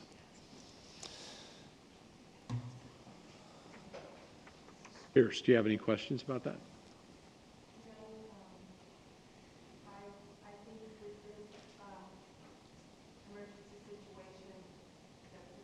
Can't hear her. No, I think that with the emergency situation that we're in, and if anything occurs in the future, it's good to have this type of contingency available because for the students to still be able to graduate. And as long as they're all still going on with the thought that you're assigned to the classes and you're going to try to reach the real goal, the optimal goal, but if you don't, then it wouldn't keep you from walking, for graduation. So I think it's a good idea, and it seems like most of the state is doing it. Linda Porras, do you have any questions? I have no questions. Thank you. Wendy Jonathan? I have no questions. Anna Conover? None, thank you. Okay, I don't have any either. Mr. Bailey? I just want to thank staff from Student Support Services, Education Services. I know this is a rather lengthy presentation that was a result of multiple requests from board members over past months, but it's very timely. You've identified strengths, but also opportunities for improvement. So now the real work begins. Kudos to staff for the growth that we did see for digging in and producing results. So thank you. Now we'll move on to 13.4, Desert Sands Unified School District mobile app reveal. Yeah, we're excited. This has been a long time coming, also by board request more than a year ago. But due to the pandemic, things slowed, but we are here to share. I'll say that the communications team is here to share. Mary and Jan, the new app that goes live today. So, Mary?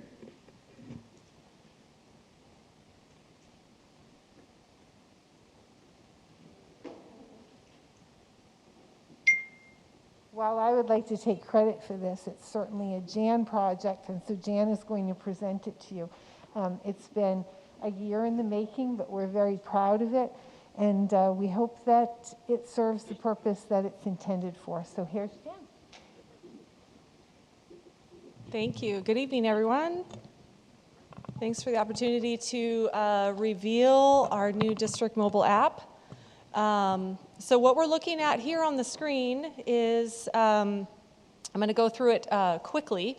We have 9 buttons available, and they're sort of the most commonly accessed information and resources that will be available for our entire Desert Sands community. So going through, the first icon is our news. And the wonderful thing about our mobile app is that it's tied to, through the same company that we use for our district website, School Messenger. So the information is automatically pulling from our website. So items such as the what's new articles, news articles that are featured on our district website homepage will automatically feed in here on the news screen. And then you've heard a lot about our Super Seconds feature on our district homepage. That's featured here as well under news. We also have Beacon Light. And then our calendar, there again, feeds from the district website. And I do want to point out on this screen here is a great example of what it would look like if you have downloaded the mobile app to your phone, and you have also selected a school to follow. So in this test example, we can see a little icon off to the right, and each school, our district and each school has its own little icon to indicate that that is a school calendar event. So if you have, say, 5 schools that you're following, they would all show up on this calendar feed, which is a very cool feature. And then going to our schools page is an entire list of all of our schools, location information. If you go into one, it has their contact information. You can link to their school website from here. You can also call them if you needed to. It will automatically dial their phone number. And then the map is a very cool feature. It uses Google Maps. If you're, for example, in the La Quinta area, you can zoom in and see the schools that are nearby you, which is nice. So back on the home screen here, we'll go next to the For Parents section. And what we've targeted are, there again, the most commonly accessed resources for parents to make sure that it's sort of a one-stop shop. What's represented on our district website, but key key things to highlight here for our parents' audience. And similarly for our students group as well, of course, students could certainly download the mobile app and use it for resources as well. Our for staff section, it actually links to our staff section on our district website, and there's a plethora of resources available for staff, so that instead of duplicating, it just directly links straight to our district website for that group. The About button is more about our district, and so we've got most commonly kind of access resources here. Contact DSUSD, location information, and then of course one popular is our social media, so you can follow the district. Our huge resource that the district uses district-wide that was mentioned earlier is our anonymous reporting, PSST World, and that goes directly to their website to submit a report if needed. So any user, like was talked about earlier, can use that straight from our district mobile app. And then under settings are two very nice features. So the first is really how to follow a school. And this is where all of our schools are listed. By default, the district is enabled here. And all of these toggles would allow you to follow different schools. And this is, I mentioned earlier, tied to the school messenger websites. So all of our schools will in the future have school messenger websites. So we don't have them built out yet, but they are working and they're in the progress. And once those school messenger websites are live and available, then it would automatically feed to the mobile app through this feature here. And one other section is a select a language. We have Spanish available. So under this setting, once you select Spanish, it will take a moment and sort of reload the app, and then it automatically takes you back to the home screen, and you see all those labels are now in Spanish. And that's it. So it's available as we speak on any of the app stores, and you would look for it under Desert Sands USD, and you can see the little 3-circle icon there of what to look for. So I'm happy to present that to you tonight. Thank you. Thank you.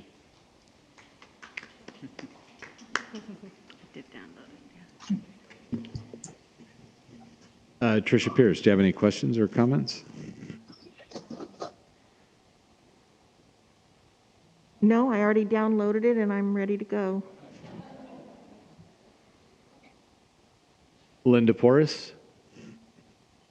Well, I just want to say, I think it's pretty awesome. I downloaded it, and thanks to Mrs. Jonathan for requesting this a few years ago. So kudos to her. And great presentation, Jan, and I think it's pretty awesome. So thank you so much. Okay. Wendy Jonathan.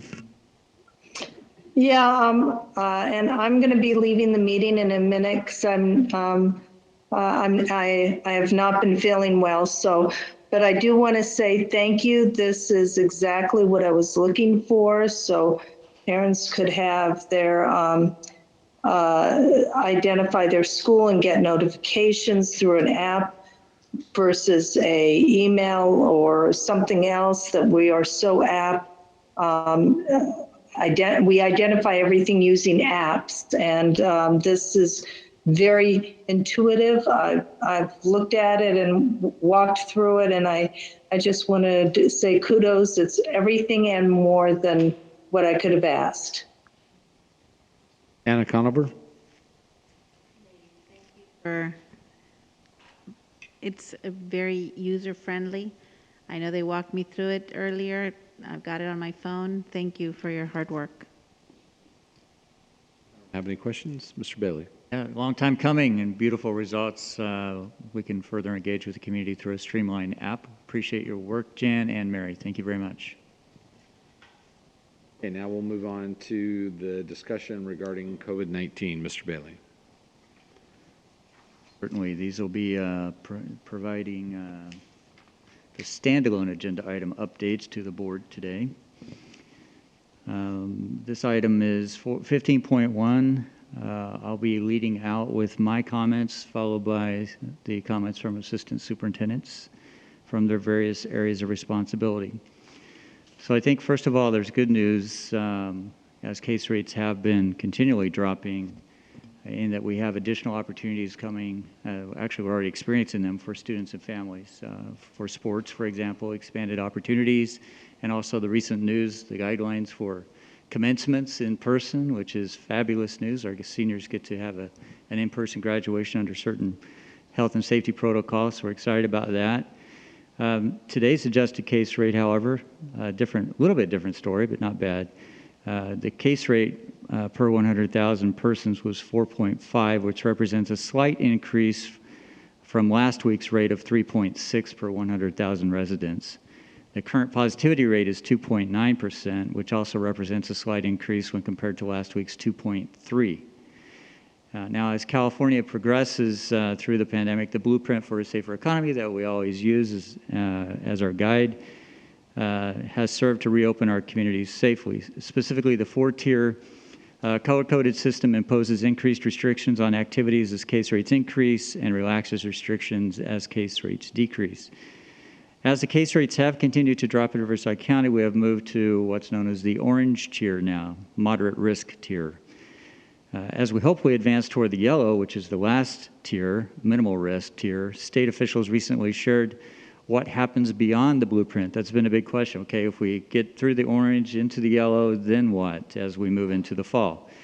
So there's additional good news there. The governor has signaled that if all goes well, when I say all goes well, we meet 2 criteria. That is, equitable vaccine availability continues, and that we consistently have a low burden of disease across the state. Then we would reopen California, in this case, June 15th. So that's what happens beyond the blueprint, assuming we make it through the yellow. Should the state meet these criteria, we anticipate that schools and institutions of higher education will conduct full-time in-person instruction in compliance with Cal OSHA emergency temporary standards and public health guidelines as we enter the new school year this fall.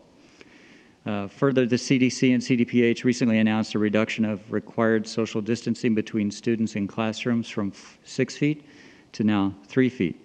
And vaccines are now available, as you've heard recently, to persons age 16 and older.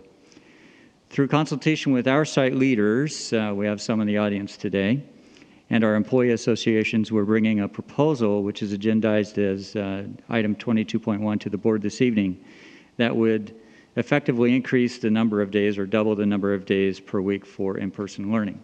So specifically, the motion that the board is entertaining this evening is to approve to combine current in-person cohorts A and B so that the total number of days of in-person learning is increased for all grade levels from 2 days to 4 days beginning Monday, May 3 of 2021. And this is for the remaining weeks of the current school year. All plans are subject to change as state and county public health guidelines and orders are modified. Again, this is agendized as item 22.1, and we feel it's a nice segue into opening California and returning to full 5-day in-person in the fall, assuming that's the trajectory we stick to. With that said, I would like to, I'll go with Dr. Kelly May Vollmer, updates. Very much. I just have a few updates for the board this evening. As you know, the California Department of Education has been in conversation with the Department of Ed for quite a few weeks now regarding circumstances surrounding administering the CASP assessment at the end of the year. And so recently, we did in fact receive official notification from the Department of Ed and then subsequently from the California Department of Education that we're not required to administer the CASP this year, but instead we can use a local assessment. So understanding that, the plan for this year in Desert Sands is that students in grades 1 through 10 will participate in an iReady assessment in ELA and math, which we already had scheduled that third iReady assessment as part of our iReady assessments for this year. And it also makes it easier because there are certain restrictions with administering CASP when you're in a hybrid and a distance learning environment that make it very difficult to administer that assessment. So it's easier to administer with iReady. Students in grade 11 will continue to do the CASP in ELA and math because the early assessment program, the EAP, is embedded in the CASP, and that's the system that our universities use to determine if students need to take a remedial class when they enter in math or ELA. So we don't want to in any way mess that up for our 11th grade students. So they'll continue to take that. And then any students taking the alternative assessment will continue to do so in person if it's deemed viable and safe. And then the administration of the California Science Test and the CAW Science to students in grades 5, 8, 11, and 12 will be optional. Washington Charter, just a note, will administer the CAST in 3 through 5 because they're not using iReady right now. So going along with that, we got an accountability update. And so what goes with that is we were informed that normally if we don't hit a 95% participation rate, there's a consequence with that on our dashboard. And so that we've received a buy for that this year. That won't be in place. And there won't be any penalty for not administering science assessments. In addition, we won't be identifying any new CSI schools or ATSI schools for this school year. So that's the assessment and accountability update. Mr. Bailey mentioned graduation, which we're very excited about. We do have very specific guidance documents that go with having a face-to-face graduation, which those have been distributed to the high school principals, and they are working and will be working alongside of them to ensure that we're following those guidelines for graduation. Additionally, they're submitting to us plans for any end-of-the-year activities that they'll be hoping to have, and Cabinet will be reviewing those for safety guidelines as well to make sure that we can offer those opportunities to our students as they approach the end of the year. I wanted to give a quick update on our federal program monitoring review. Desert Sands recently participated in that, and I wanted to certainly just give a shout out to Dr. Randolph and the entire state and federal team, and also to our specific sites of Jefferson Middle School, Jackson Elementary, and Indio High School for the fantastic job that they did. We were reviewed in 7 program areas with 0 findings. And certainly that's a collaboration across the district with all different departments participating, but specifically very proud of Dr. Randolph's leadership and the declaration from the California Department of Education that only 5% of school districts across the state of California get a 0 finding. So very appreciative of all the work that was done with that.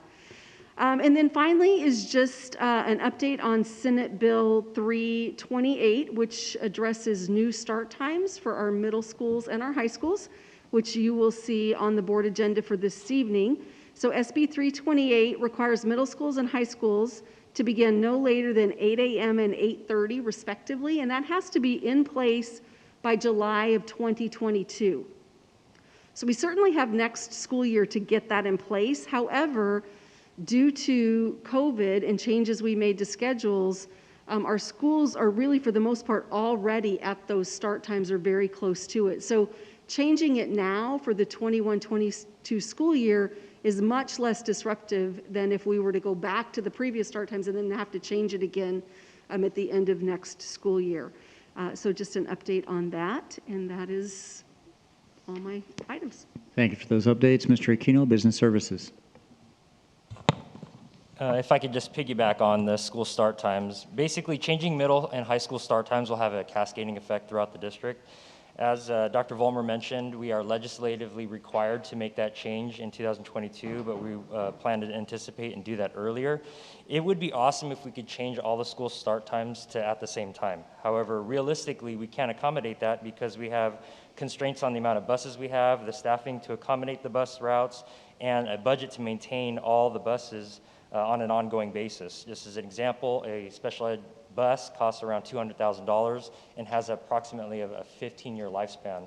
Our mechanics in transportation services do an excellent job. We actually go beyond those expected life 15 years, but we do have over 90 buses in the district that we have to maintain. Therefore, the maintenance and replacement is a major expense for us that we try to maintain alongside other competing district objectives. So to be most effective and efficient with our staffing and availability of buses within our budget, it is important that we stagger start and end times, and which will allow us to basically reuse our buses for multiple bus runs, bus stops on a bus driver's route. And basically, the reason why I'm providing all this background to you is the important role that transportation has in developing the school start times in alongside with Ed Services. So we will be providing the board with an update when it gets closer to a point where we could provide you with what that looks like starting in the next school year. Also today, on Tuesday, the U.S. Department of Agriculture issued a COVID-19 waiver to ensure that students continue to provide or receive free meals for the following school year. That's the whole entire school year. Just to add to that, as that news becomes available, you'll probably see it on the local news, press and all that stuff, is that even though all the students now are going to be receiving free meals, we still need to have our families fill out the alternative income form. It's not required, the LCF, the free and reduced lunch application, because we are in what's called a seamless summer option. So our funding relies heavily on those that verification that we receive from parents of what their income level is. This year we were scared because we ultimately might have been impacted on an ongoing basis about $5 million. But the state allowed us to make phone calls to families and make that verification done over the telephone. I'm not sure if we're going to go forward and do that same process, but we will have the online and paper process available for families to fill out. It is absolutely important that we do that, and the reason why I stress that heavily is because typically we get people to fill those forms out and it incentivizes families to receive the free meals. But because we are going to be providing those meals to our families, we still need to have them fill out those forms because that affects a different level of funding for us. And that's my update. Thank you. Very much. Dr. Salazar, any items? I do not have any items to report from the Personnel Division. Thank you for that. We'll wrap up with Laura Fisher, Student Support Services. Thank you. With all the unveiling, I also wanted to talk about our Desert Sands COVID-19 dashboard, which will go live this week on our Desert Sands website. Our district is committed to providing accurate and transparent information, as we have regarding COVID-19 cases of both students and staff who report to our campuses and district office, while also maintaining the privacy and confidentiality of our students and staff. So what you will see on the website, we've divided preschool and elementary, middle schools, and high schools. And there will be current data that will be updated daily with both students and staff whenever there's a positive case on a campus or district office. And we'll also show the same as far as quarantines, if there were any necessary quarantines, which if you're deemed a close contact, then that's why you would be looking at people that needed to be quarantined. And so the data will stay on there 14 days. Each case, and that is how public health looks at cases within every 14 days at a site. So that the data will be updated daily, and then after the 14 days, there will also be a box that will just keep a running tally of any Desert Sands staff or student beginning last March, seems like so long ago, of 2020. So as the cases go beyond the 14 days, they'll be added into the cumulative number of all COVID-19 students and staff since last year. So that will be posted on our website under our link with the COVID safety plan. We are also having another vaccine clinic, and as Mr. Bailey spoke about, now that students over 16 are eligible, anyone over 16, we are really pushing it out, and I know the high school principals have pushed it out to students and parents to encourage our students over 16 that want to get vaccinated to be able to come to this vaccine clinic. It will be held as the same place as we held it last time. that we partnered with Walgreens. This time we are partnering with Desert Oasis Healthcare. And as I spoke about before, they came to us back in January and wanted to do this with us, and they now have 1,000 Pfizer doses. So the first dose will be this Saturday. The clinic will be from 8 to 5, and then the second dose will be scheduled for May 15th. So flyers have gone out. It's been pushed out to all staff. We want any staff member in Desert Sands that is wanting the vaccine that for some reason hasn't been able to get it yet to make sure that they have their appointments. But also, like we did last time, it'll be offered to family and friends, along with, like I said, students over 16. And again, we're collaborating with Palm Springs Unified and Coachella Valley Unified so that all employees and their family and friends and their children can come get vaccinated. So it's exciting. There's a 1-800 number to call for people that aren't necessarily, tech savvy that want to do it that way. And there's also a link that people are able to get on to make the appointments. It is by appointment only, but we have 1,000. So we want to use every dose that we've got. Every shot in the arm, brings us closer to immunity. And as Mr. Bailey was talking about, beyond that blueprint, we want to get to that point. So we're excited about doing that with Desert Oasis. And one other thing people would need to bring, if there are employees, their IDs, driver's license, and insurance card. And those students that are 16 and 17 would need to have their parent or guardian with them. This is all included on the flyer, but just wanted to share that with you. And the last thing is one of the other requirements that has changed as we go through the tiers and some of the new regulations is the asymptomatic testing, which is not necessarily required as extensively as it was before, but we are still providing it on certain Wednesdays during the month. That's open to all students and employees, and it's on Wednesdays at the Deck North parking lot from 1 to 4 on specific days. We've already held them twice. We have a pretty low turnout, but we will continue to have those. We have the next one scheduled May 12th and May 26th. And that's my report. Thank you. If I may add reference to agenda item 22.1, which is proposed board action, we did push out direct contact to families and staff, and hopefully, with the assistance of our media partners as well, the comments that you see in tonight's public comments will reflect a response to the proposed motion. Okay, and now we will move on to public comment on open session items, and I will turn that over to Anna Conover. Today I'm going to start with communications from the floor first. In accordance with bylaws of the Board 9323, time is reserved for oral communications by members of the Board of Education or by citizens present. Citizens wishing to be heard on agenda items shall have a 3-minute limit and should indicate their intention at this time.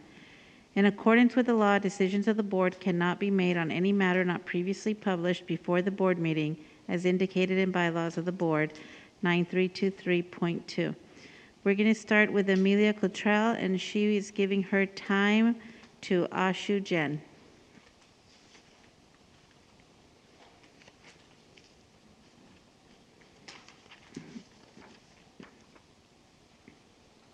Thank you. Good evening, Board President Griffith, Board Trustees, and staff. My name is Ashu Jain. Sorry. Sorry. Yeah. There you go. Thank Sorry, you. I got to speak into this. Yeah. So my name is Ashu Jain. I work for a company called NG Services. And you probably never heard of NG Services, but we actually did a sizable energy project for you in 2014. And I'll talk a little bit about that. We were at that time called Chevron Energy Solutions. And a few years ago after that, Chevron decided to get out of this energy business, the renewable energy business, and they sold us, and we are now part of a company called NG. So, I wanted to first talk a little bit about the project we did, and then I'll tell you why I'm here. So back in 2014, your board approved a $12 million project to put solar at the Palm Desert High School, we did the replacement of the air conditioning system at La Quinta High School. And then we replaced the lighting at 5 of your middle and elementary schools. And this was funded by grants, by a short-term loan that was paid through energy savings, and by solar incentives. One important component of our project was that we guaranteed the savings to the district. If the savings didn't accrue, we would actually have to refund the money back to the district. And we are happy to say we monitored the savings as per the contract for 5 years. And then, the 5-year term was just over last year, and we presented our report to the staff, and we actually ended up saving $85,000 more than what we guaranteed. All in all, it was a very successful project. So let me tell you why I'm here today. There is a lot of opportunity at this district. I mean, it's a huge district, and we only did solar at one of the schools. There's potential to do solar at all the schools. Pricing of solar has come down tremendously, and we can now compete with IID rates. And there's a lot of stimulus money coming, and your air conditioning is still old. I'm assuming in a lot of your schools, if it's like every other school district. So there's opportunity in replacing your air conditioning, opportunity of converting all your lighting to LED and solar, and also something called battery storage. So there's a lot of opportunity, and I think there's a lot of funding coming down for the CARES Act 1, 2, and 3 and the stimulus bill, and we would love to do a project for you, at least look at a project for you, which we guarantee will be paid out through savings. So now let me talk a little bit about who ENGIE is. ENGIE is one of the largest companies in the world. We have 177,000 employees. We have, we've been around for 185 years, and we are the #1 electricity producer in the world. And we have a full-service, energy services company. Our closest office, we have 8 offices in California. The closest one is in Riverside. And, we only work for the public sector. We don't do any commercial, industrial, residential. Our division just focuses on public sector, and 2/3 of our business comes from K-12 school districts. We've done projects like these for over 50 school districts in California. And, we are the largest energy services company in the state. So, and we've done projects like this besides, your school district. We've done around $200 million worth of work for Moreno Valley Unified. We did 4 phases of work for Jurupa Unified. We did Lake Elsinore Unified. And we completed a large $19 million project for City of Palm Springs. So we have we understand school districts, and we would love to put a project together for you.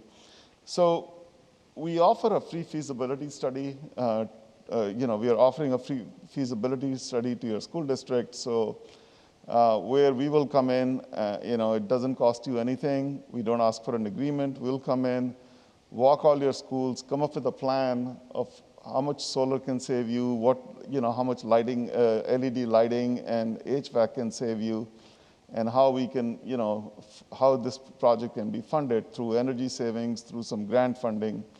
And we would appreciate a chance to put this together for you at absolutely no cost to the district. And we will, if you could direct staff to work with us, that would be phenomenal. So thanks for your time, and that's pretty much all I had to say.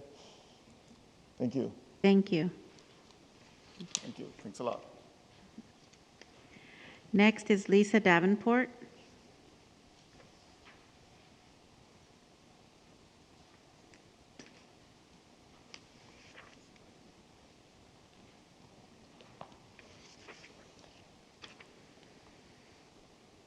All right, good evening, board members, Superintendent Bailey, and community members. My name is Lisa Davenport, and I'm a proud parent of a former swimmer, water polo player, and a rising senior swimmer and water polo player.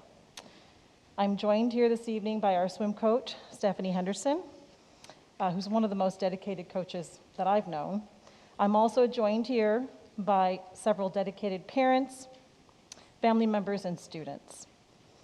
With the full support of La Quinta High School's administration and athletic department, we are representing LQHS Blackhawk swim team in asking for your attention to a very important and time-sensitive matter. 2 years ago, with the commitment and support of our community members and our swim team and our coach Henderson, we were able to secure funds for a state-of-the-art scoreboard for the LQHS pool deck. Now, this scoreboard is not just any scoreboard. It has the capability to advertise our community partners' businesses and individual fundraisers' messages of support. We can continue year after year to place supporters' ads and messages on the board for continued fundraising. With the purchase of electronic touchpads, the scoreboard is able to connect directly to the touchpads for the most accurate times for our swimmers. This scoreboard also allows the spectators to instantly see their swimmers' individual times displayed. We have secured several pieces that are vital to our program through constant fundraising, such as uniforms, balls, touchpads, tournament fees, and this scoreboard. Now we need to finish the job. Realizing the tremendous job and the heavy lift that DSUSD's maintenance department has had this year, we are appreciative of their hard work and we're aware that they have much on their plate. We are asking with enthusiasm and strong recommendation that the district finish the job of hanging said scoreboard. With the purchase of this equipment, we were able to secure a $30,000 grant from one of the main sponsors, but unfortunately we lost that grant for the 2021 school year because we did not have the scoreboard displayed. We are in danger of losing that grant again for 21-22 school year if we do not get this hung and start using it. We have one of the most hardworking and passionate coaches in the desert, and it would be such a shame to see all of our hard work and dedication go to waste. Of course, we still have a season this year, and we would love to see it up as soon as possible. But we must have it hung by the fall water polo season. With continued recruitment, excellent coaching, unparalleled student commitment and talent, and incredible fundraising efforts, La Quinta High School's aquatics program has been and will continue to be a championship program. We are the host of the relay tournament with over 12 schools in the Coachella Valley. People look to us as a leader in aquatics program facilities and equipment. Please help us get this done. Thank you. Thank you.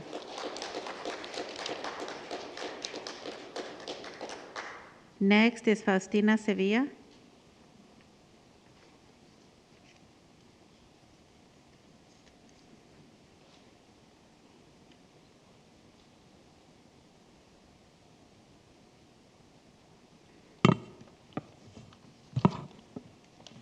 Good evening, everyone. When this began over a year ago, I do not recall a single parent being upset, frustrated, or in disagreement over the decision made by the district to close down the schools. We were all facing a new virus with so many unknowns, and the end goal by all was for safety measures to be put in place before bringing children, teachers, and staff back into the classrooms. However, while many employers began to make updates in their places of business to bring back their workforce onto a safe working environment, at the district, time seemed to stand still. Nothing was being done, and a temporary closure turned to be for the remainder of the school year.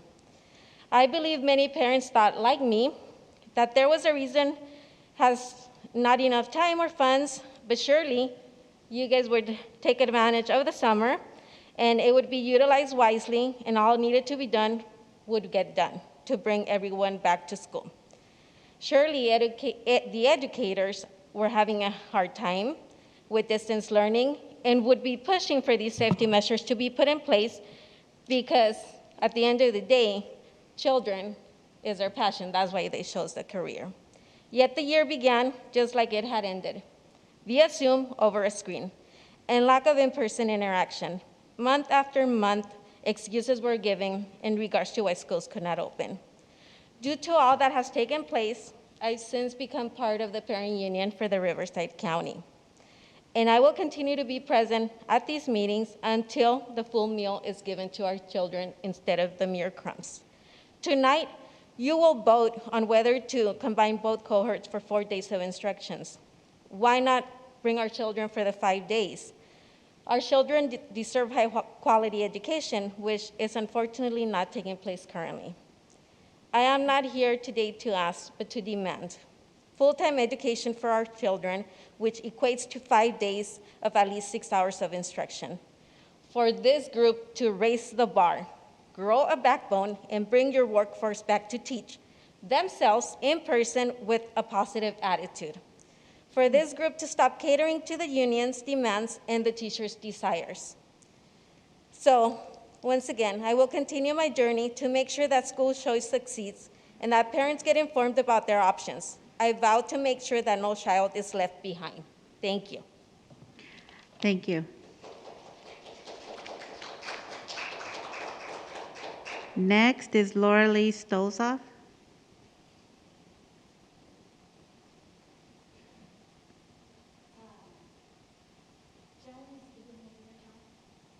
She said she gave me Lang is giving her time to me. No. Is it up there? Who is it? Joan Lang is Okay, giving me does her it time. say, is she giving you your time? Yes, Okay. sorry. No worries. Boy, you. and now I have to follow a parent that's upset, and I'm a teacher.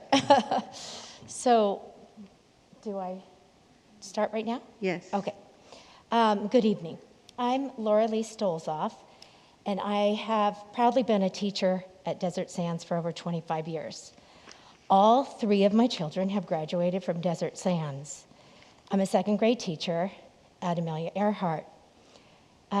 This year has been a whirlwind, to say the least, for everyone.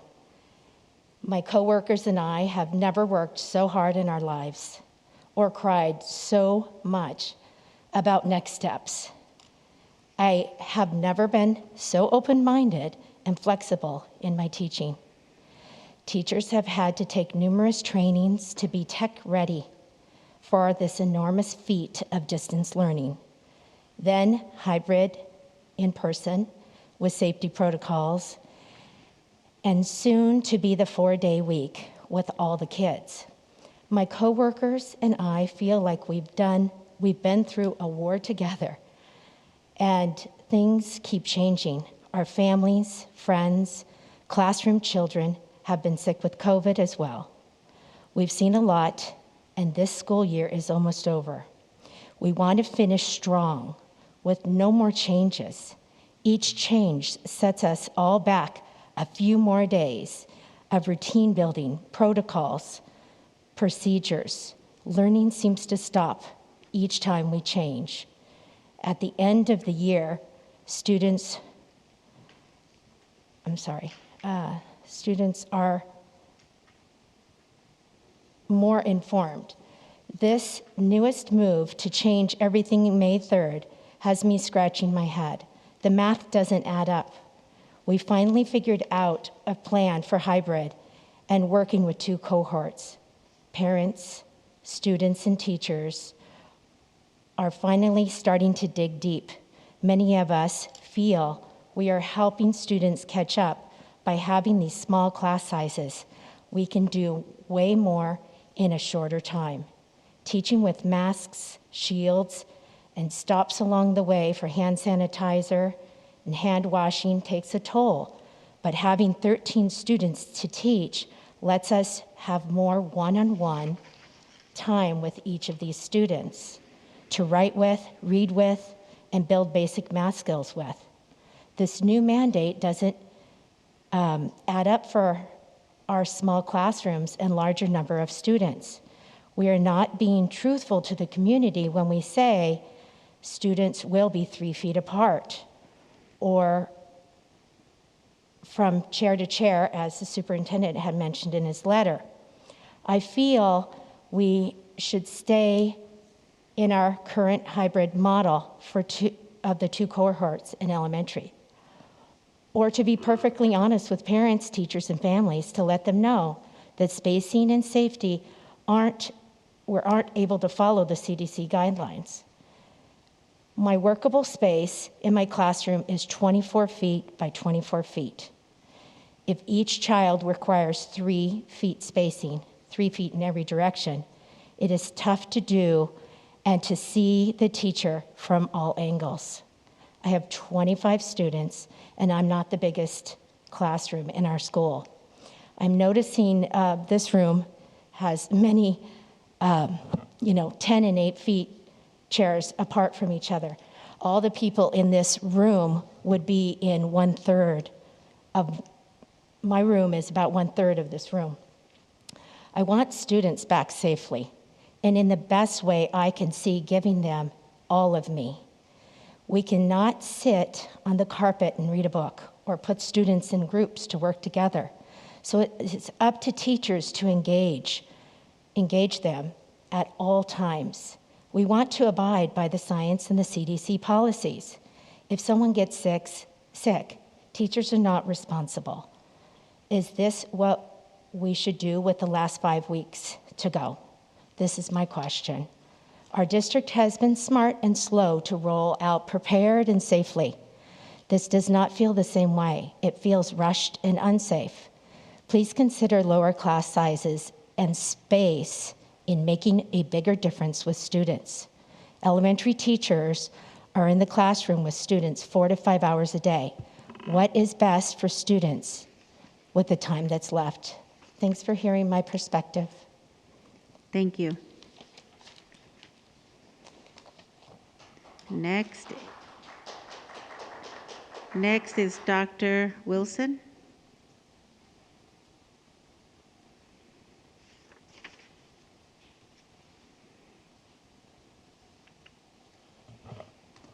Good evening. As I was sitting there getting ready to speak, I remembered that I've taken about 4 days off in about 13 months.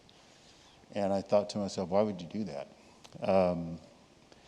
My colleague over there, Mr. Zink, and I, from March of last year through now, we've been collaborating off and on to do exactly what you have done, what all of our teachers and our classified staff have done, which is to meet every single challenge that's been faced to us. And I can honestly say that as I look across the county, Desert Sands is head and shoulders. If I could just speak up a little bit. Desert Sands is head and shoulders compared to the rest of the districts within Riverside County. I can confidently say that for the high school, we can do 5 days. And I had conversations with about 20 different students today. And I asked them, I said, what happens if you, first of all, I asked, in the 2 days, what does that do for you? And it provides them structure so that they can actually get their work done. And so they were excited about the 2 days. And I said, what if you went to 4? What would happen? And to a person, they lit up. You mean I can actually come back and be here 4 days? And I think if we actually seriously consider the 4 days, what happens is that we can, in a very short period of time, with whatever time is left, we can actually go through and help to mitigate some of that loss of learning. We currently have our probably most needy students, our SA students that are on site 4 days a week. They are the happiest kids on my campus. And the teachers who teach them also are the happiest teachers on my campus. And I can imagine for the remainder of my 1,200 students that are actually coming back to hybrid, they would also benefit from being back 4 days. I had a conversation with our resident MFT. I believe we have 3 of them in the district, one at La Quinta, Palm Desert, and our middle school share one. And she had a survey and she asked students what their biggest challenge was. And honestly, it was a lack of structure, anxiety, and depression. For those students who actually returned to hybrid, she hasn't had to provide as many services for those students because that structure is back in place. Her biggest concern would be for the distance learning students, which we don't really know what's going on with them. But the point being is that she was able to see immediately change in those students who returned to us. So I would ask for consideration to go 4 days for high school. Thank you. Thank you. Next is Nicholas Rose, who's ceding his 3 minutes to Trina Lisi Gonzalez. Thank you. Gonzalez Alizi, sorry.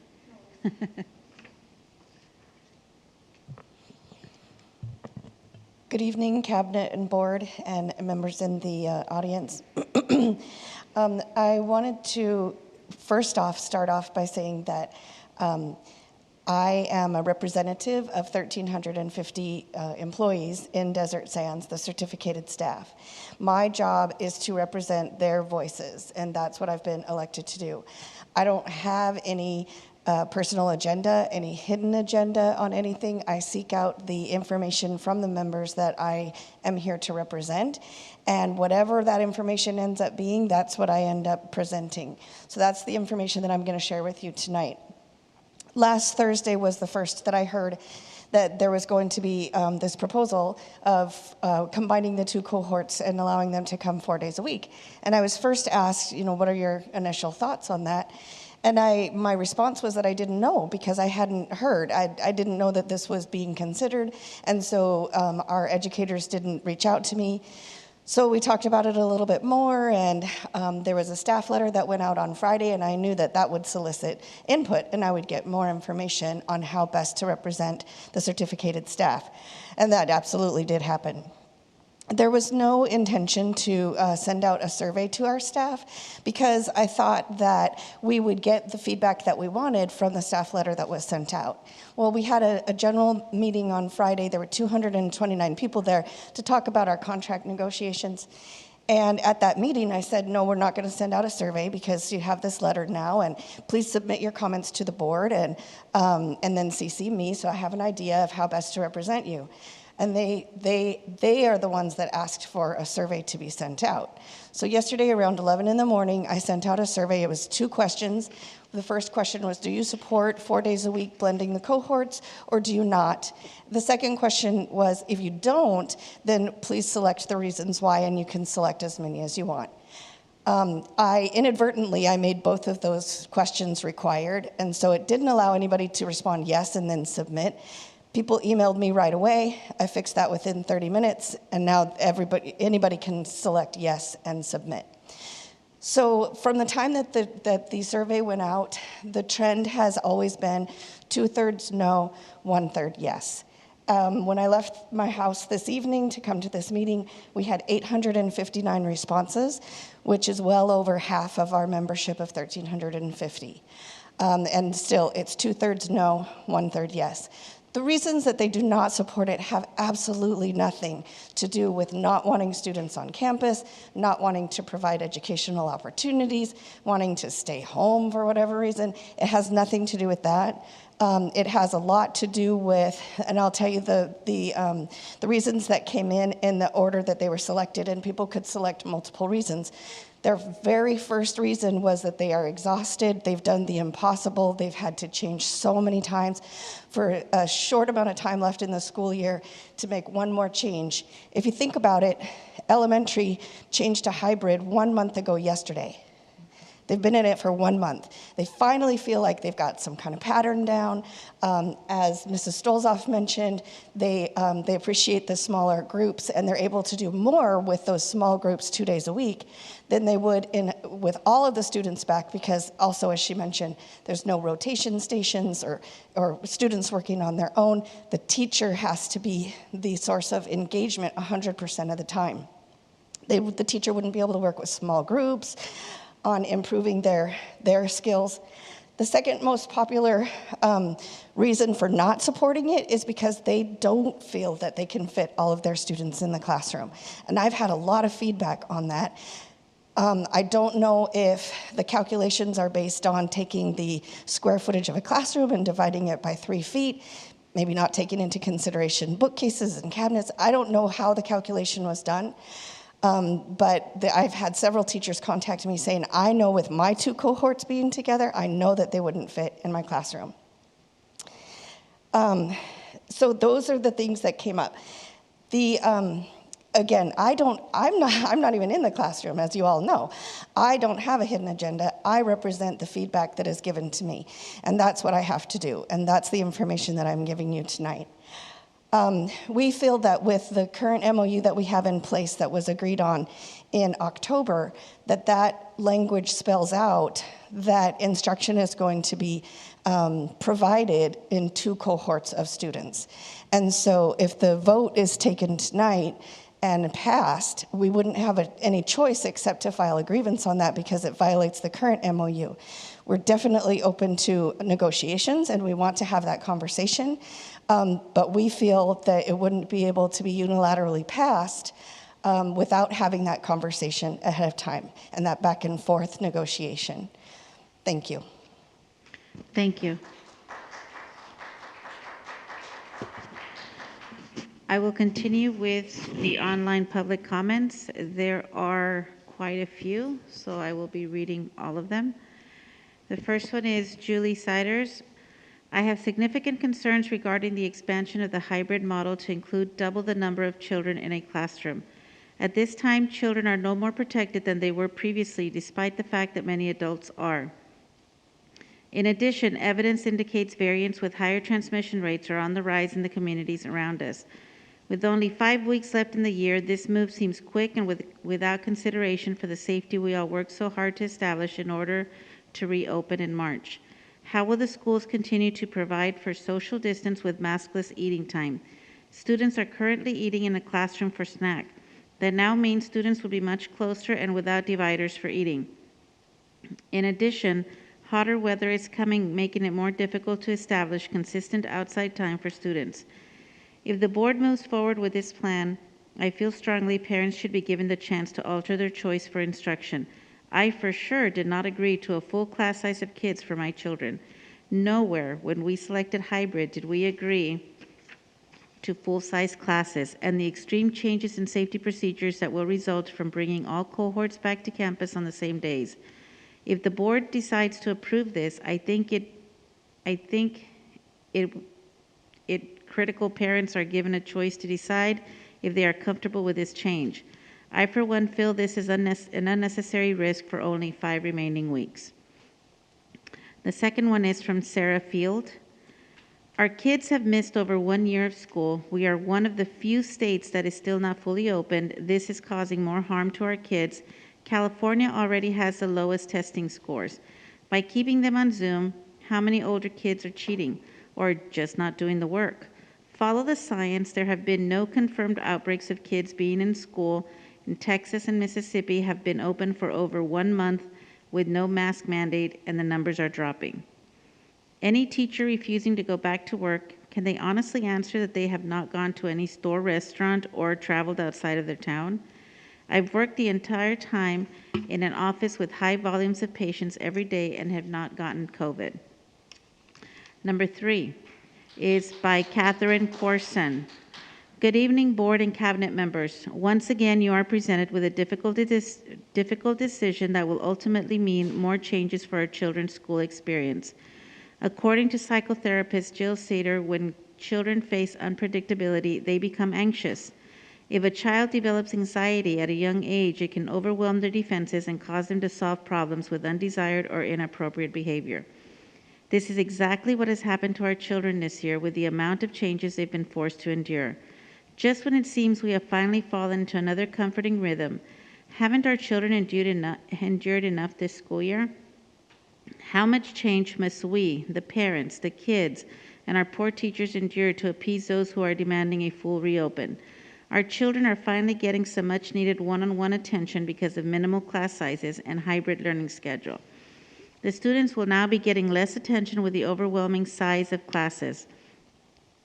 Some teachers will even be forced to teach in the NPR to accommodate such large class sizes. The last thing these children and teachers need is more change. Let's not forget about the fact that we are now being stripped of the hybrid option that the parents have decided upon, forcing our children into uncomfortable situations and higher class capacities. Do you even have the required barriers and safety equipment to accommodate 4-day-a-week schedule? It took months to prepare the classroom for students to return to hybrid, and now you are talking about only 2 weeks to bring it up to double the capacity it is now? Please understand the magnitude of this decision. Please reevaluate the proposal and let the kids finish this year as they are, and give yourselves time to properly prepare to fully reopen schools in the fall. I beg you, please stop causing so much anxiety for our parents, students, staff, and teachers. Please. Next is Louis Corey. I am writing to state my strong opposition to bringing students back to in-person learning by May 3rd, 2021. This move will subject students to unnecessary health risks which could disrupt learning and the gains made by physically returning students to the hybrid model currently in place. By combining cohorts A and B with less physical distancing and more students on campus, you increase the risk of potential exposure, which could lead to students having to quarantine at home and having to return to a 100% virtual learning format. It may have the opposite effect of what you are trying to accomplish. In addition, all the time and effort that it would take to change the current hybrid format by physically rearranging the classrooms, changing the structure, and retraining teachers and students on a new structure is an inefficient use of resources that should be focused on a continuation of the most recent gains made with the 2 days a week hybrid model. Furthermore, we as families have had to adjust our lives and work schedules around the needs of our kids schooling this last year, first through 100% distance learning and very recently hybrid learning. Now you are asking us to again adjust the structure and work arrangement we've put in place and to who knows what hours and a Wednesday from home for 24 days more of schooling. These sudden and frequent changes are a disruption to the family systems and routines we as families have established to meet our kids' schooling requirement. This proposed change will only increase the risk of exposure and thus having the unintended result. It is a waste of time and resources and a disruption to the system and routines families have put in place, especially around work and school hours to get through a tough year. With all the consequences I've mentioned as a result of the proposed change and the fact that you are not going to salvage much of the learning loss that occurred in the past year, what exactly is being gained? The next one is not to be read aloud. Number 6, Brandy Billhartz. I'd like to thank DSUSD for finally acknowledging what many parents have known and spoken out about.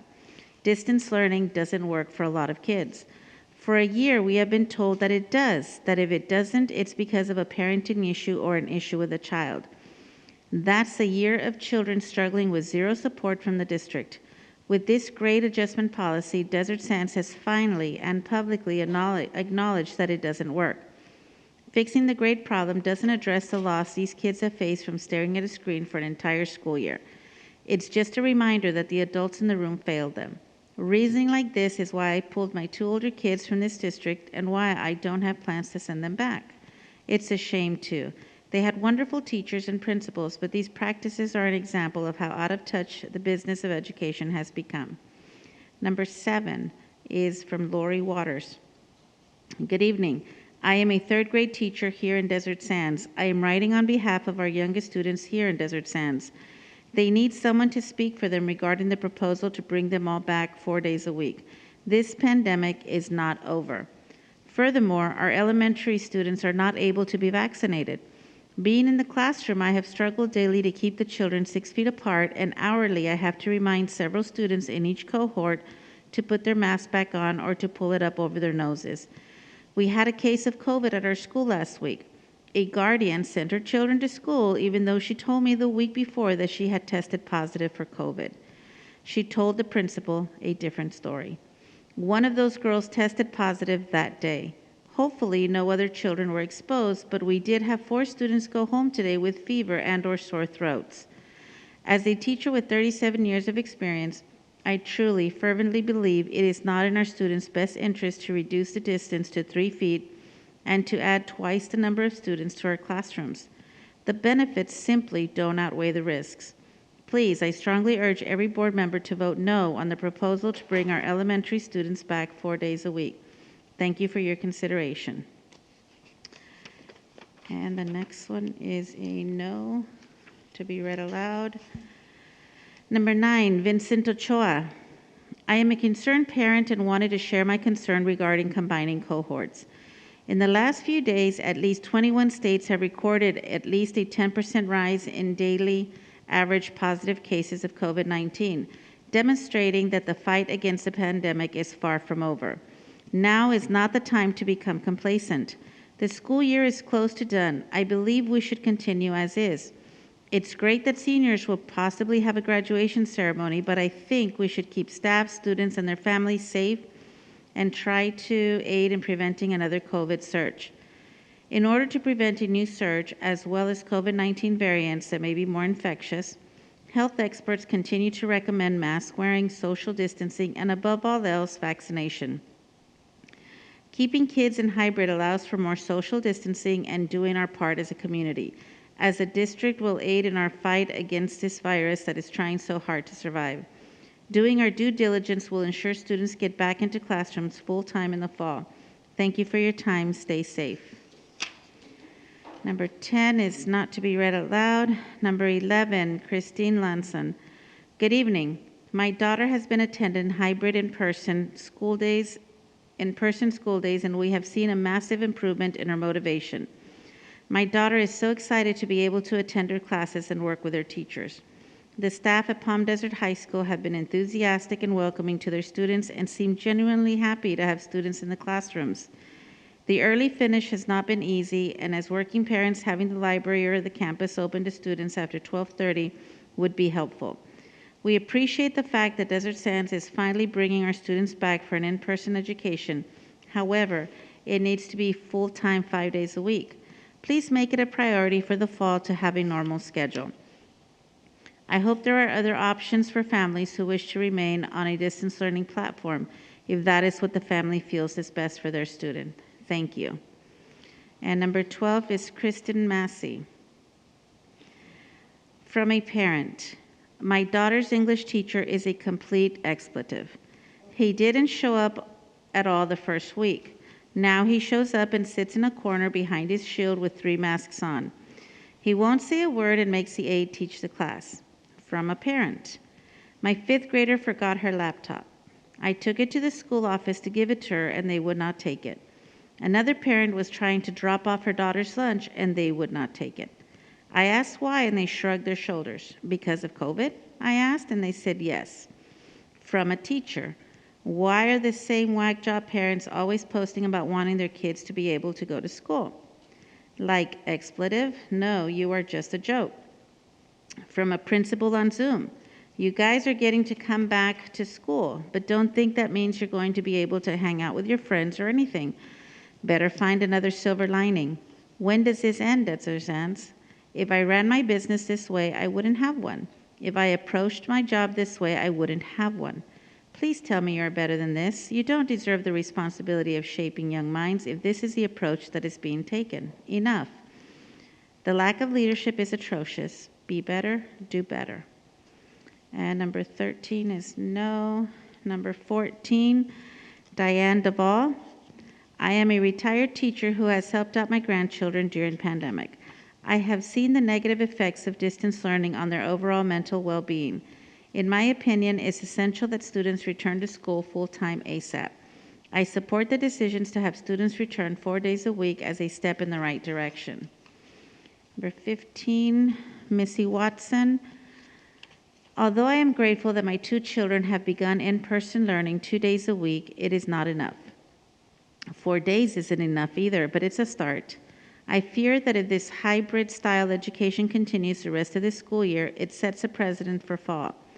California received the most funding from the CARES Act, but is the second to last state when it comes to bringing back in-person education, and I fear that our state as a whole will be lagging even further behind when it comes to our children's future, including but not limited to test scores, necessary math and reading skills, social and mental well-being, physical education, and overall preparedness for college and adult life.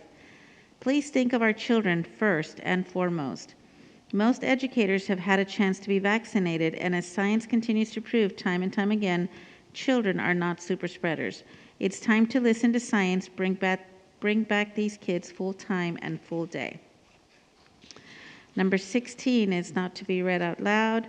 Number 17 from Donna Hahn. We are in the business of doing what is best for kids. What is best for kids is to move to in-person learning 4 days a week. If you were to come into my classroom and ask my students if they want to be in school 4 days, they will all say yes. Let's stop looking for problems and start looking for solutions. Students need to be back in the classroom. Please let us teach cohorts A and B 4 days a week. Number 18, Jenna Myers. Hello, I am a parent of a student who is back to hybrid learning, and I do not think we should approve combining cohorts at this time. Cases are rising in other states, and if we do not do our due diligence, then our country will be headed in that direction too.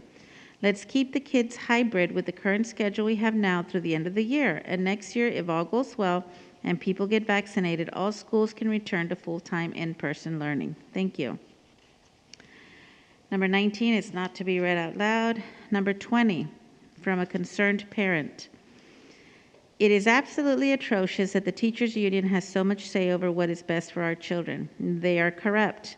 There was a survey sent out to all teachers, and they can't even be in favor of going back to school 4 days a week without explaining why they don't agree with it. Now what?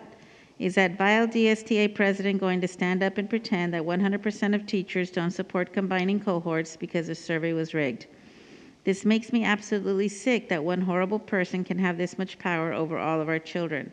I pray the board goes over her head and does what's best for our children and let them return back to school full time, or in this case, 4 days a week. Our children have suffered enough.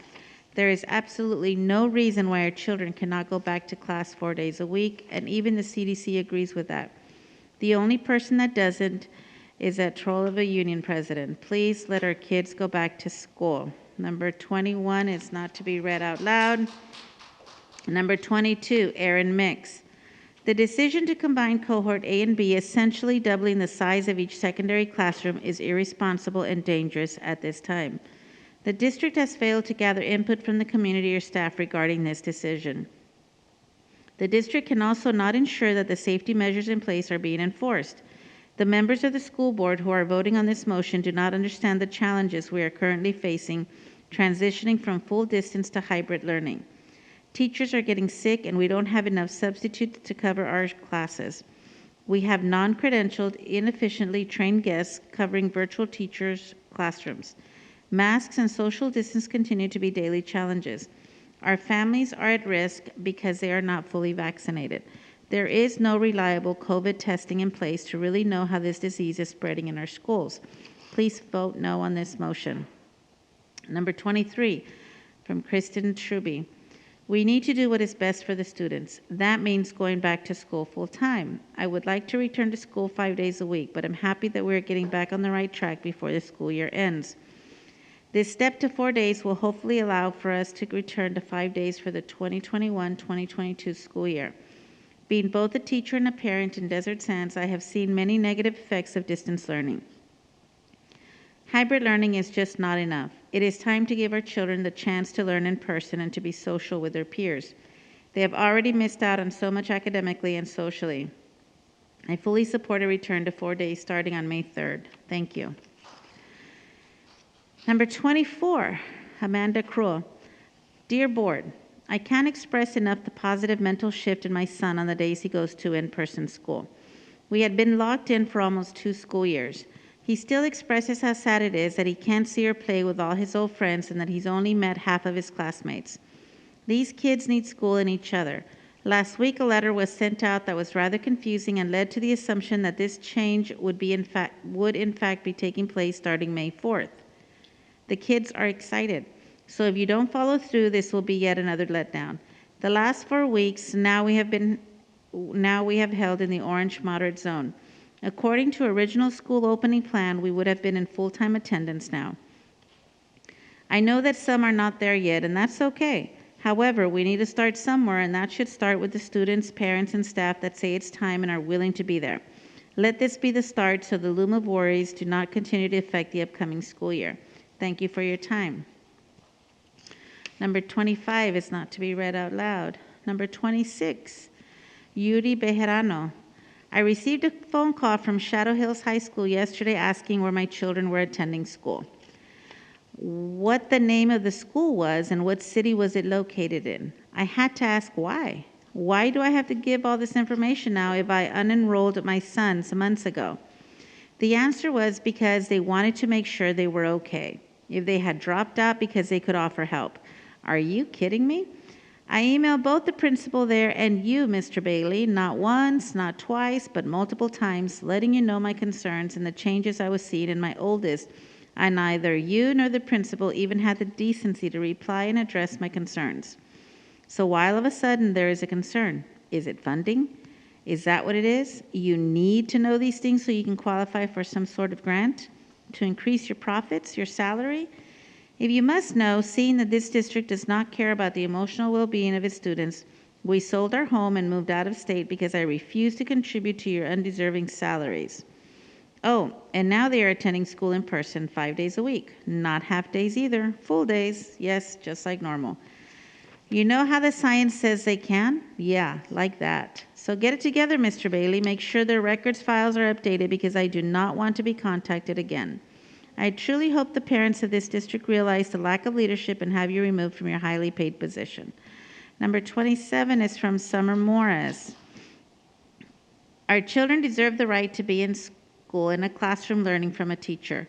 They are only getting 2 days of real instruction from a teacher on this current hybrid schedule. The other 3 days, the children have to go on Seesaw or Google Classroom and do assignments that just take up the day. They really are not learning anything from those assignments. My child has cried more during this hybrid schedule, trying to comprehend how to do assignments on his own those 3 days when he is only in second grade. I try to help him when I can, but I also work and have other children in the house. I know the school year is almost over, but please consider allowing our children to finish out the school year strong with 4 days a week for their mental health and educational purposes. Number 28, from Anthony Armenta. Good evening, Superintendent Bailey and governing board members. I want to bring to your attention a serious traffic issue in the residential neighborhood located in Bermuda Dunes, south of James Monroe Elementary School. Specifically, the 7800 block of Calico Glen Drive and Yucca Lane. When school restarted in March, between the hours of 1:35 p.m. and 2:05 p.m., parent vehicles stage on Yucca Lane from the south driveway of the school to Calico Glen Drive and then continue east to the dead end. Vehicles sit idle, blocking driveways, double parked, blocking fire hydrants, along with failure to stop violations at Yucca Lane and Calico Glen Drive, including speeding. This occurs every Monday and Tuesday, Thursday and Friday while school is in session. Calico Glen Drive is not a very wide street, and many residents park their personal vehicles on the street. As a result of the staging, delivery vehicles cannot safely get in and out of the neighborhood. Large vehicles like trash trucks cannot get in. Emergency equipment vehicles will not be able to access homes in some instances. This is an extremely dangerous situation that needs immediate attention. On March 23rd and April 15th, I called the school to express my concerns. On March 23rd, I reached out via Twitter to Principal Christy Joyner. I shared photos and video of the traffic situation. I received no response. On April 15, I met with Ms. Joyner outside the school just prior to dismissal. After sharing my experience with Ms. Joyner about the staged vehicles, I asked if she had any solutions or suggestions how this traffic issue could be resolved. At the very minimum, Ms. Joyner was dismissive. She stated that my neighborhood where I live is a school zone. She stated that I knew it was a school zone when I purchased my property. My response was, we did not have this issue over 6 years ago, and that in fact, my street is not a school zone nor in a school zone. Need some help with this? Thank you. Number 29, from Carrie Sutherland. I am a hybrid teacher and believe with all my heart that what is best for the students is for them to be in school 4 days a week. I have observed a positive emotional shift in many of my students since returning to the classroom. They are motivated to learn and excited about school again. During this transition, I have maintained a safe environment and will continue to do so. I hear all the time that our focus here at Desert Sands is to do what's best for the students. So, if that's true, what's best is for them to flourish academically, and I believe the solution is back in school 4 days in person and 1 day online. Not a 3-day-a-week school week and 2 to fend for themselves. This is not what's best, in my opinion. Students need to be back in school, period. Now, I want to leave you with this thought. Do we want to continue talking about the problems which keep students out of school, or do we want to be part of finding solutions that bring students back into the classroom? Number 30, Anthony Armenta. When I asked Ms. Joyner who determined this, she stated, I determined that you're in a school zone. Ms. Joyner also stated that this will get worse. The fact is there is a posted signed end school zone located at Mountain Circle and Yucca Lane, approximately 80 feet from the south end of the school property. I offered suggestions to her that may mitigate this issue. One suggestion was to pull cars into the west side drop-off pickup area to stage instead of leaving vehicles in the street. The pickup area is long enough to support 12 to 15 vehicles per lane.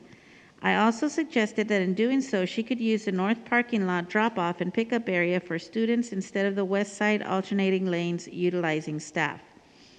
One more suggestion that I did not propose to her is this. Utilize all of Yucca Lane for staging. There is ample width of the street. There are no driveways or right-of-ways impacted. Historically, very few cars are parked in the street, if any. Finally, this can be accomplished by placing a staffer at the intersection of Yucca Lane and Calico Glen Drive and assist in staging vehicles along both sides of Yucca Lane.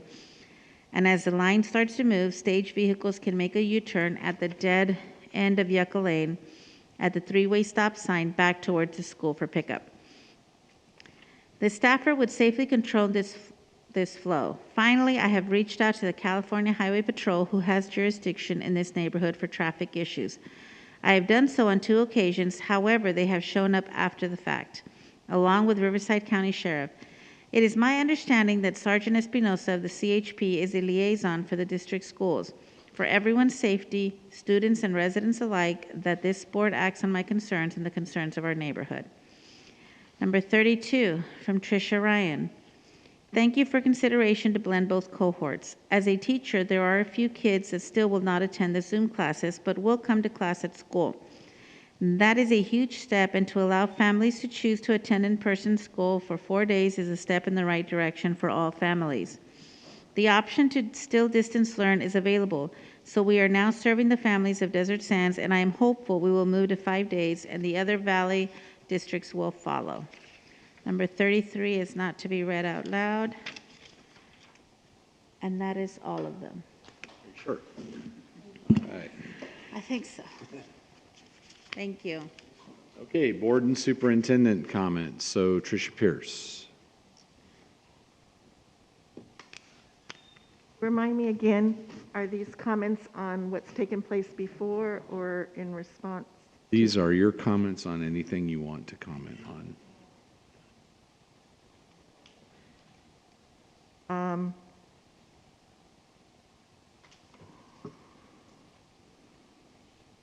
I have no comments. Okay. Linda Porras. I have no comments at this time. Okay. Wendy Jonathan, is she still here? Nope, checked out? No, she left. She left. Okay. Anna Conover? I actually just have a question. I need to catch my breath for a minute, but Mr. Bailey, you said, I think in your comments on the COVID update, it is 3 feet in the classroom, correct? The spacing? 3 feet in classrooms, correct. But outside, is it 3 feet or is it still the 6 feet? I'm going to defer to Mrs. Fisher because she got an update on that today, I believe, from County Health. I did, and they gave us some great updates in regards to, because one of the challenges all the principals have been looking at is lunch, and that's some of the things that parents have mentioned too in the public comments. And there is some flexibility, you know, right now, particularly when their masks are off, you know, it has been 6 feet, but there is some other factors that we can look at in regards to eating and having them a little closer together if they're outside. That is one of the biggest pieces. But even they talked about if there is no other way and they have to be inside, at least keeping the cohorts together, which we would keep them together anyway. So there are some flexibilities in the safety guidelines, which we'll be updating in the COVID safety plan as we move forward. So there is some flexibility. Right now in the classrooms, it's 3 feet from student desk to student desk, and the rooms are measured and Jordan has done that as far as measuring the classrooms, and that is without extra furniture. So sometimes the furniture may need to be moved out in order to get the students in. But there's also continued 6 feet between adults and between the adults and students. Checking to make sure that 6 feet was still in place, because then you'd have to consider, okay, thank you. The 6 feet's still there between the teacher and the students and between adults. Thank you, that's all. My only comment is I tried to read the CDC comments today, so quite confusing, but I think I understand them. So, superintendent comment? I'll just say shout out to admin professionals. Admin professionals week this week, admin professionals day tomorrow. All right. So now we'll move on to general functions, business services. 18.1 is a resolution to authorize to encumber funds, which we do every year at the end of the fiscal year. Is there a motion to approve this resolution? I'll make a motion. Tricia Pierce. Pierce, is there a second? Second, Anna Conover. Seconded by Anna Conover. Is there any discussion on this? Okay, hearing none, this is a roll call vote. So we'll have Tricia Pierce. Aye. Linda Porras. Aye. Okay, the record will reflect that Wendy Jonathan has left the meeting. Anna Conover. And Don Griffith, aye, so that carries 4-0.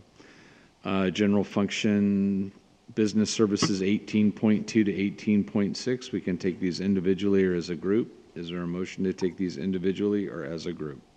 Move we take general functions, business services 18.2 through 18.6 as a group.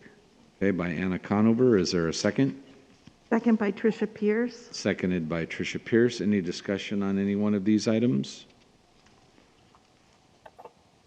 Okay, hearing none, we'll call for the question. All those in favor say aye. Aye. Aye. All those opposed? Okay, that carries 4-0. Moving on to general function educational services. We have a couple of resolutions here.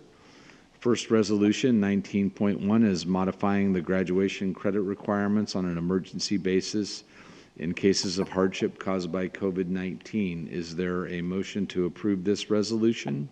So moved, Anna Conover. By Anna Conover. Is there a second? Second, Tricia Pierce. By Tricia Pierce. Is there any discussion? Okay, hearing none, call for the question. This is a roll call, so we have Tricia Pierce. Aye. Linda Porras. Aye. Anna Conover. Aye. And Don Griffith says aye, so that carries 4-0. 19.2, resolution number 21, 2020-2021, establishing an interim grading policy for courses in math and world languages for the 2020-2021 school year due to hardships caused by COVID-19. Is there a motion to approve this resolution? So moved, Anna Conover. By Anna Conover. Is there a second? Second, Tricia Pierce. Seconded by Tricia Pierce. Is there any discussion? Okay, call for the question. Roll call vote. Tricia Pierce. Aye. Linda Porras. Aye. Anna Conover. Aye. And Donald Griffith says aye, so that carries 4-0. Then we have 19.3 to 19.11. We can take these individually or as a group. Is there a motion to take these either individually or as a group? Move we take general functions, educational services, items 19.3 to 19.11 as a group. By Anna Conover. Is there a second? Second, Tricia Pierce. Seconded by Tricia Pierce. Is there any comment on or discussion on any of these items? Okay, hearing none, call for the question. All those in favor say aye. Aye. Aye. Aye. All those opposed? Okay, that carries 4-0. General function personnel services, there's no resolution here. We have 20.1 to 20.5. Is there a motion to approve these as a group or individually?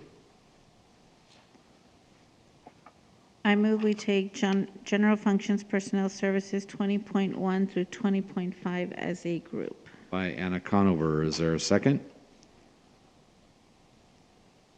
Second, Tricia Pierce. Seconded by Tricia Pierce. Any discussion? Okay, we'll call for the question. All those in favor say aye. Aye. Aye. Linda, say aye. Yes, aye. Okay. All those opposed, that carries 4-0. General function student support services, 21.1 to 21.2. Is there a motion to take these individually or as a group? Move we take general function student support services item 21.1 through 21.2 as a group by Anna Conover. By Anna Conover. Is there a second? Second by Tricia Pierce. Seconded by Tricia Pierce. Any discussion? Call for the question. All those in favor say aye. Aye. Aye. All those opposed? Okay, that carries 4-0. General functions superintendent.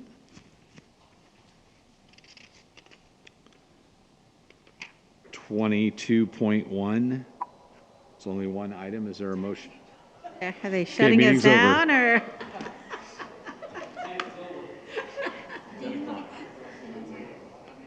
I was going like, what? Oh.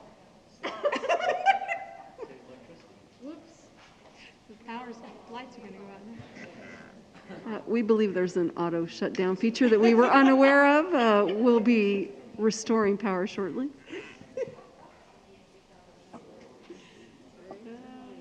It's rebooting. Of course it is. Why wouldn't it?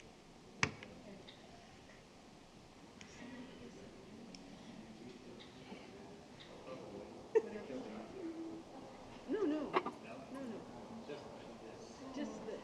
Just this. It's bad. But look at these. Okay, is there, all right, we'll go back. 22, section 22, general function superintendent. We have one item. 22.1, is there a motion to approve this item?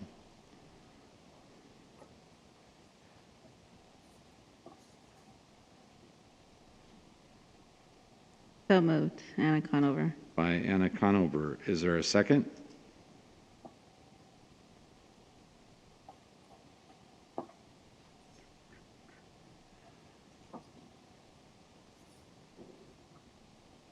Okay, that item fails for lack of a second.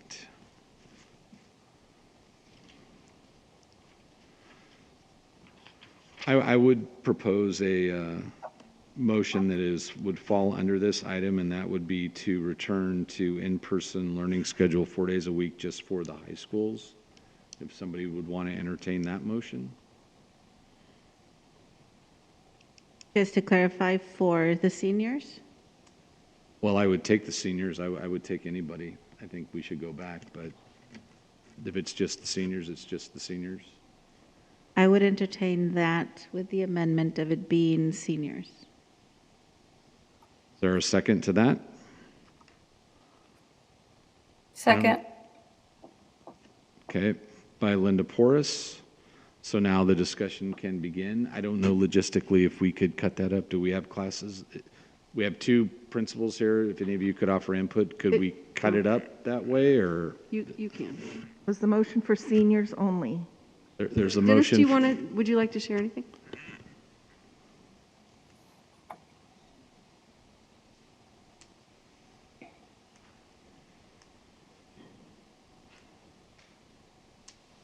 I think, I mean, just listening tonight, you know, the one thing that's clear is that high schools have unique problems, right? Mm-hmm. Grades, credits, college entrance exams, AP exams, all of that. We could probably do just seniors, but I know that we can do all 4 classes in hybrid based on our numbers. Those unique problems exist for all 4 classes. That doesn't take away the distance learning concept for students that want to remain on it. And we can absolutely move students that don't want to be 4 days a week where they need to go in distance learning. We can make those accommodations. But the two things that are clear tonight is that high schools have unique problems, and the social emotional impact that this has had on high school students is powerful. We don't get this time back with high school students. And finishing the year is really, really important when it comes to GPA. Because we're not just talking about senior GPA. Sophomore GPA matters just as much as seniors as we go forward for college entrance. So I would suggest that high schools, because of their unique problems, allow the cohorts to combine and all 4 grades come back. That would be my preference. Could we do seniors, if that's your specific question? We could figure that out if we needed to, but I would prefer the whole 4. Yes, Mr. Zink. Do you know what percentage are coming for the 4 high schools? Well, 1, 2, 3, 4, 5. Well, the bigger high schools, what percent? I could go visit an elementary when they went back on March 15th, and I could ask the principal, what percentage are staying in and what percentage are staying home, and they would know the percentage. I'm wondering what it is for high schools. So I believe when we started hybrid, it was at Palm Desert High School, and I can't speak for the other schools, but we were at 78% that wanted to return. And that came as hybrid. Okay, I can tell you the actual statistics because I ran the attendance rate, and this number might be really important for you guys to remember. We ran the attendance rate after the first 2 weeks. In hybrid learning, we had a 94% attendance rate. In distance learning, Wednesdays only distance learning, and during the days when they're not in the in-person cohorts, it dropped to 71%. That engagement piece that we're talking about and the importance of students being in front of teachers at a high school really, really matters. And that shows up in the attendance data, and it shows up in the smiles on their faces every day when they walk through the campus. And I'll give you a short anecdotal story.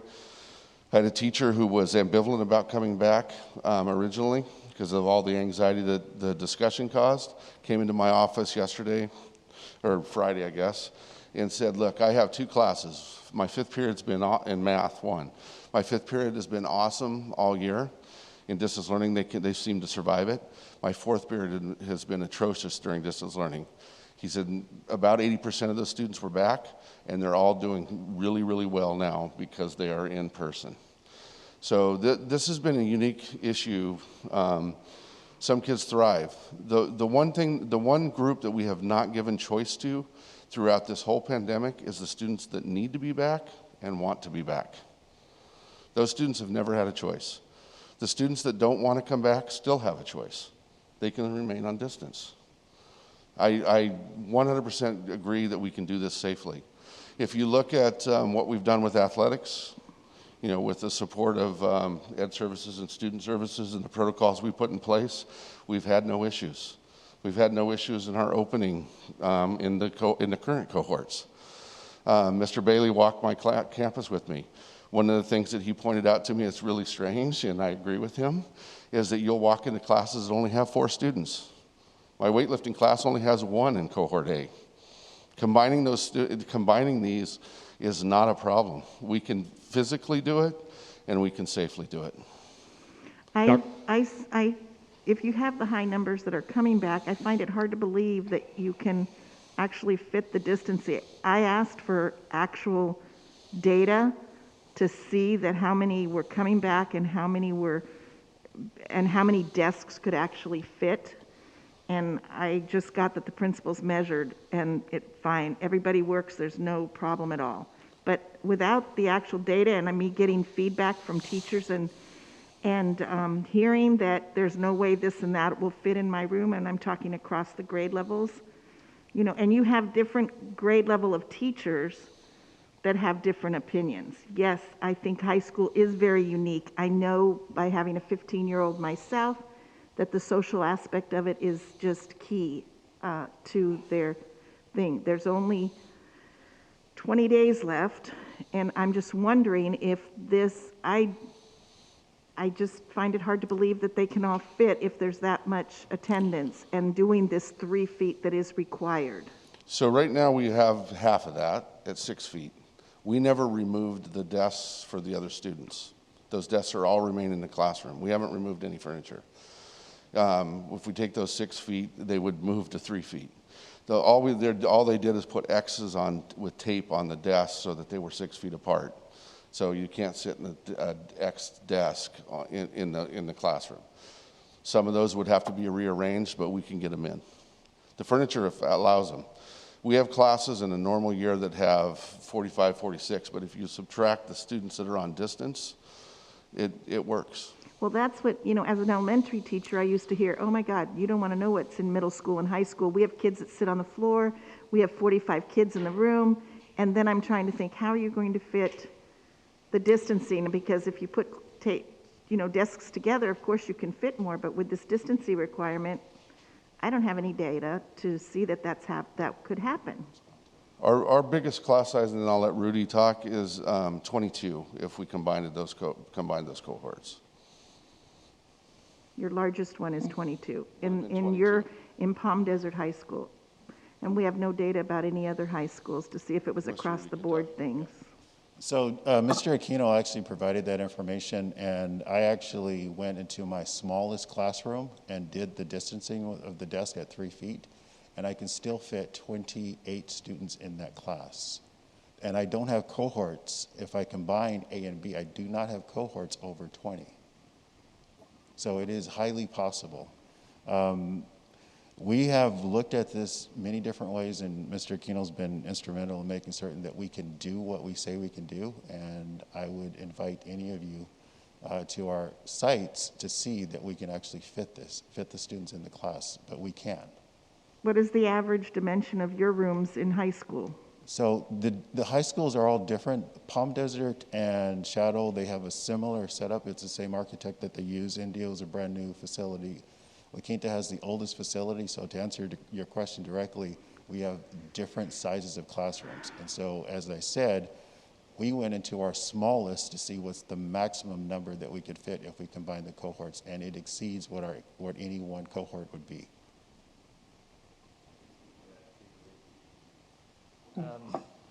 So just to speak to that request with regards to the amount or how big the classrooms are, we did take into account consideration for furniture. So we gave all the principals on April 14th, particularly for our secondary schools, so both middle and high school, the amount of desks that we could fit with 3 feet of space for every single classroom based on a site map.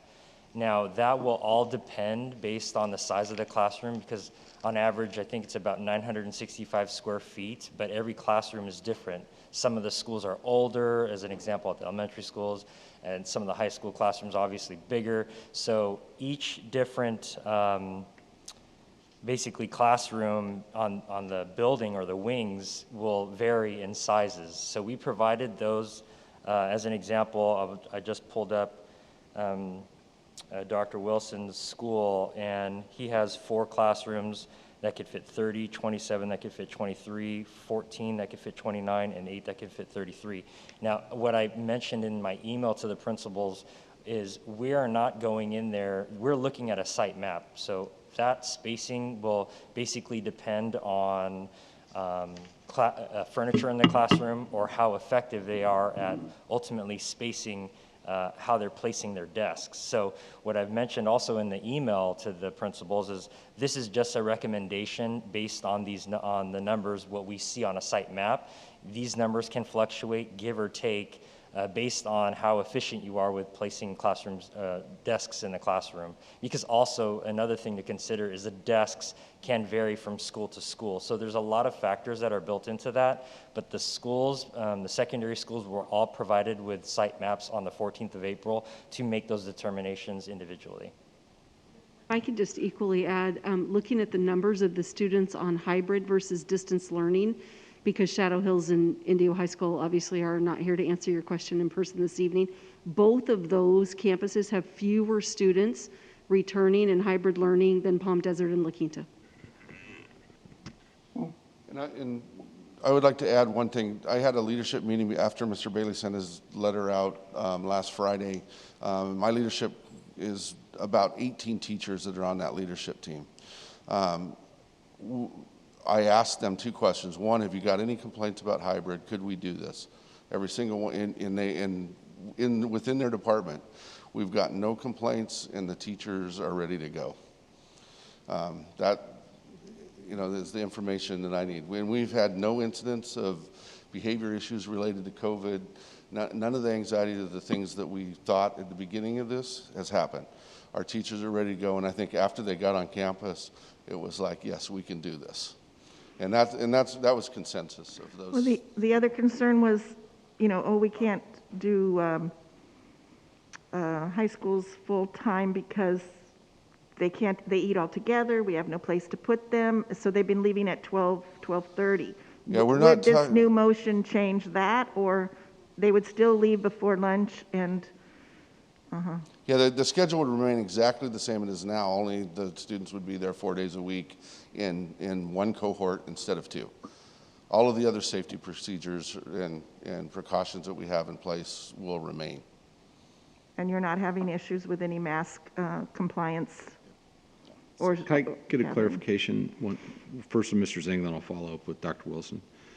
You say the largest combination of an A and B cohort is 20 per your class? Was that you? Okay, well then, I already got yours then. For the one I remember, when we ran them originally, it was 22. Okay, so you and we believe had you're... 2 classes of 22. Most of the average was under 17. Okay, and I believe Jordan is in the back, and I think your lowest class was 22 per square footage? Is that what the information you gave us? Sorry, Dr. Wilson. So you're at 20? And you're at 22? Sorry, I'm at 20, but there's a consideration for our PE classes, and our PE classes are actually in our gyms, so it actually allows for more. So Right. that would be the exception. Okay. So the map, based on the classroom measurements to accommodate 3 feet of spacing there were 3 different class sizes at Palm Desert High School. He has 26 that he could fit 26 students in 56 of his classrooms with 3 feet of space, 30 with 30 students in 14 of his classrooms, and 46 students in 3. Everyone above 22. Every one of yours above 20. That's what I mean. what day is the last day for seniors? So the seniors, their graduation is actually in 5 weeks. So the last day is going to depend from site to site, but the graduation can kind of count back from there.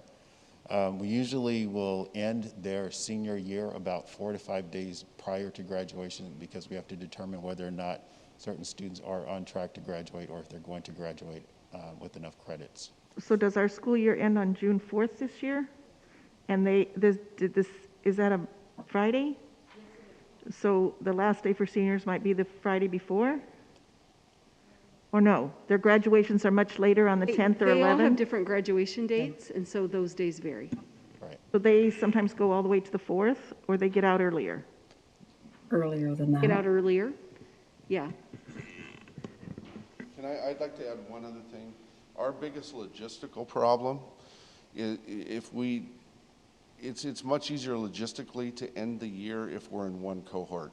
And the reason for that is because of the way College Board rolled out AP testing, where final exams land, all of those things. There's some major logistical problems for high school when it comes to having 2 cohorts. This would really free us up, having all students back on campus for AP exams and finishing the school year with finals if we had one cohort 4 days a week. And one final point, if I may.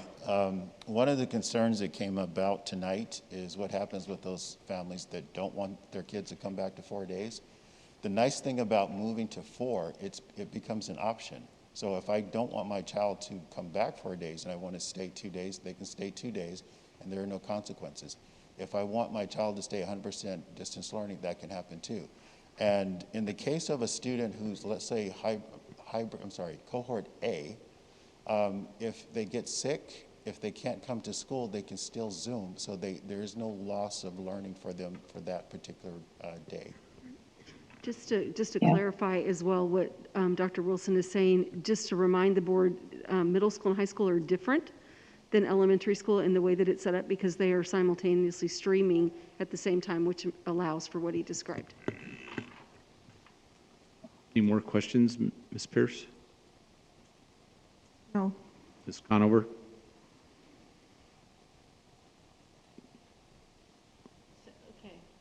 Dr. Vollmer, you said they're simultaneously Zooming, because I'm thinking, wow, 22 in a classroom gives me time for intervention in smaller groups.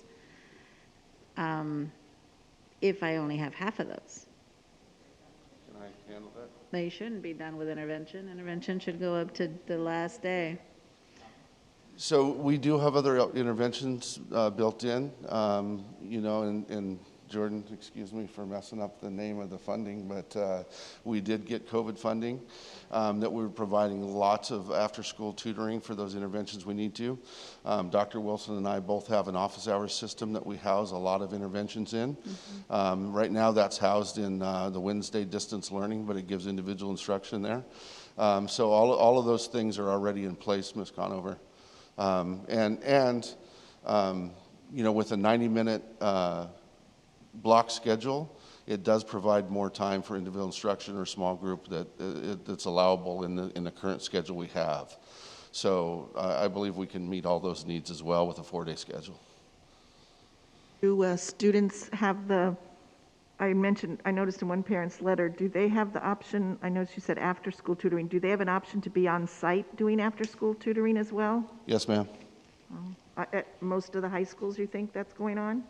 I can only speak for mine, but Yeah. Dr. Wilson, So because the students generally grab their lunch and they go, the campus is still open. And so we still have students for a lot of reasons, athletics primarily, but students still have the ability to stay on campus. Linda Porras, do you have any questions? No, I just, I don't know what the motion is at the moment, because it's. The motion at the everybody's been- moment is to allow seniors in high school to come back. That's the motion that's currently on the table. Okay.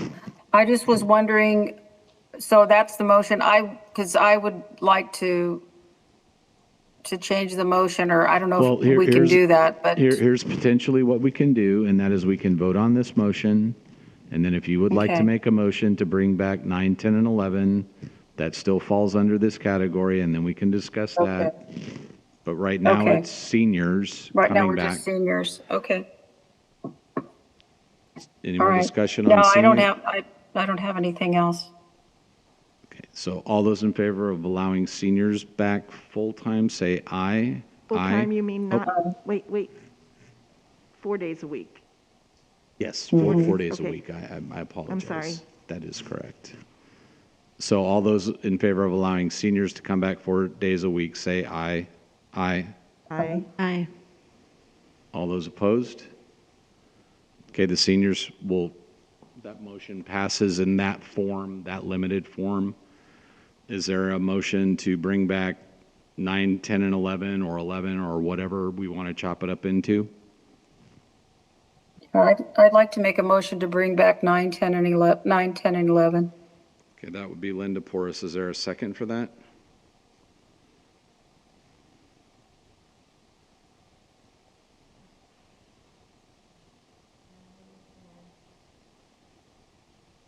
I can't second it. I'm the president, so if there's no second, it will die.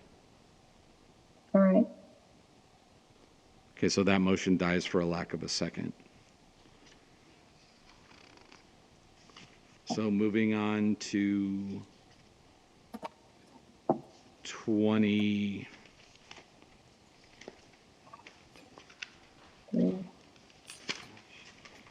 23, 23, there aren't any. Yeah. Okay, and then moving on to section 24, consent items, business services. Looks like there are 10 of those. Is there a motion to take these together or as a group? I move we take consent items, business services 24.1 through 24.10 as a group. Anna Conover, is there a second? Second, Linda Porras. Seconded by Linda Porras. Any discussion on any of these 10 items? Okay, we'll call for the question. All those in favor say aye. Aye. Aye. All those opposed? Okay, that carries 4-0. I'm just considering going back to the motion we let die. And I don't know if this is appropriate, but I'm considering how the other students will feel at the high school. I mean, we could look at it one way, that the seniors are seniors and they get special privileges, but I'm wondering how the 9th, 10th, and 11th would feel. I don't know. I don't know if I should. Other motion died. So, I mean, do you want to do an amended motion? I mean, I don't kind of understand what you want to do. Do you want to second her motion? Do you want to go back? Hard subject. I'm just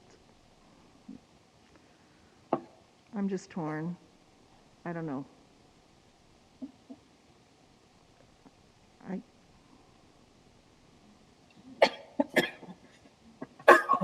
You know, I really wish when we have these big topics to discuss, we have real data. I'm such a data person. Like how many high school teachers are really comfortable and want it? What about the students? You know, how many students are actually going to each high school? The dimensions. I'm like, I want to be informed. And then I come up here at the last minute and it's difficult. It really is, but because you're affecting people's lives. But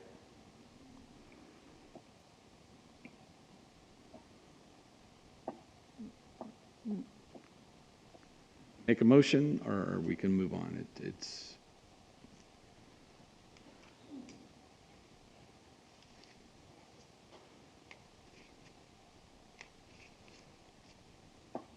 That's okay then. Okay, so.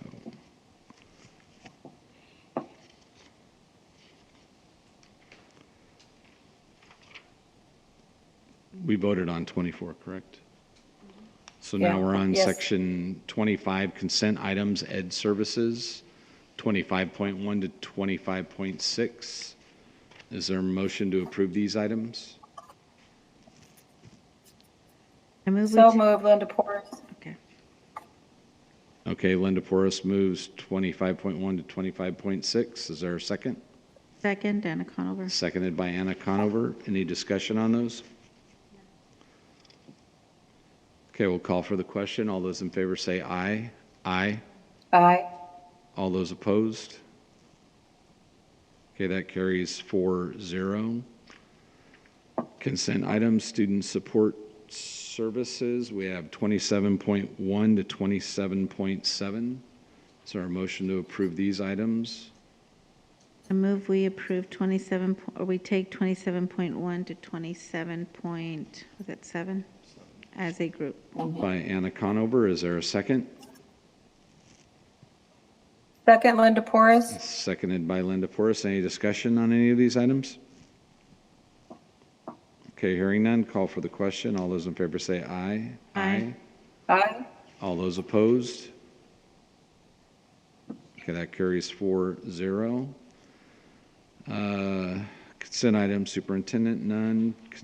Personnel action, certified. 29.1, is there a motion to approve these items? So moved, Anna Conover. By Anna Conover. Is there a second? Second, Linda Porras. By Linda Porras. Is there any discussion? I'll just do the retirements. Pat Blackburn, longtime coach at Palm Desert High School, is retiring after 27 years. Deborah Borchard, Washington Charter. I remember working with her when my son went there. Gloria Christophilips, Earhart Elementary, 23 years. Deborah Geyer, Kennedy Elementary, 25 years. Alma Gomez, Jackson Elementary, 36 years. Robert Harvey, Palm Desert Charter, 29 years. And Luann Rose, Washington Charter, had the privilege of having my son have both of those last two. And he's part of the person he is today because of those teachers. So there's already been moved and seconded. Any other discussion? Okay, we'll call for the question. All those in favor say aye. Aye. Aye. All those opposed? That is 4-0. Personnel actions classified. Is there a motion to approve these items? So moved. By Anna? Yep, Anna Conover. Conover. Is there a second? Second. By Linda Second, Linda Porras. Porras. And there's some people here also. Melinda Delgado from Shadow Hills, a media specialist, 29 years. Renee Delaparta, technology, 19 years. Robert Flores, Palm Desert Charter Middle School custodian, 31 years. Martha Martinez, Van Buren Elementary Library Technician, 20 years. Sharon McCabe, Shadow Hills, Paraeducator, Special Education, and Jody Perry, Indio High School Paraeducator, 19 years. That's a lot of service that we'll be missing next year. Any other discussion? Okay, we'll call for the question. All those in favor say aye. Aye. Aye. All those Aye. opposed? Okay, that carries 4-0. There were no calls out of closed session, correct? Have none. Suggestions for future agendas that receive at least 3 votes. Tricia Pierce? Aye. Wait, do you have any items you want to put on the future agenda? I'm sorry. It's a little late. Huh? It's a little late. No, it's not that. I'm distracted. No, I have no future agenda items. Linda? No, I have none, thanks. Anna? I have a long list. No, just kidding. No, I'm good. Thank you. Well, I would wonder if anybody would want to do that power survey by the people that spoke, Oh, the free power survey. Done before. Okay. They did Palm Desert High School, I That's think, fine. right after my son was there and after it was done. So there's 3 of the votes to see if we can get them to give us a free assessment. Announcements. The next regularly scheduled meeting of the Board of Education is Tuesday, May 4th, 2021. Yeah, 2021. At 7 p.m. in the District Education Center in La Quinta, California. Any other announcements? No? We are not reconvening to closed session, so we will adjourn at 10:32.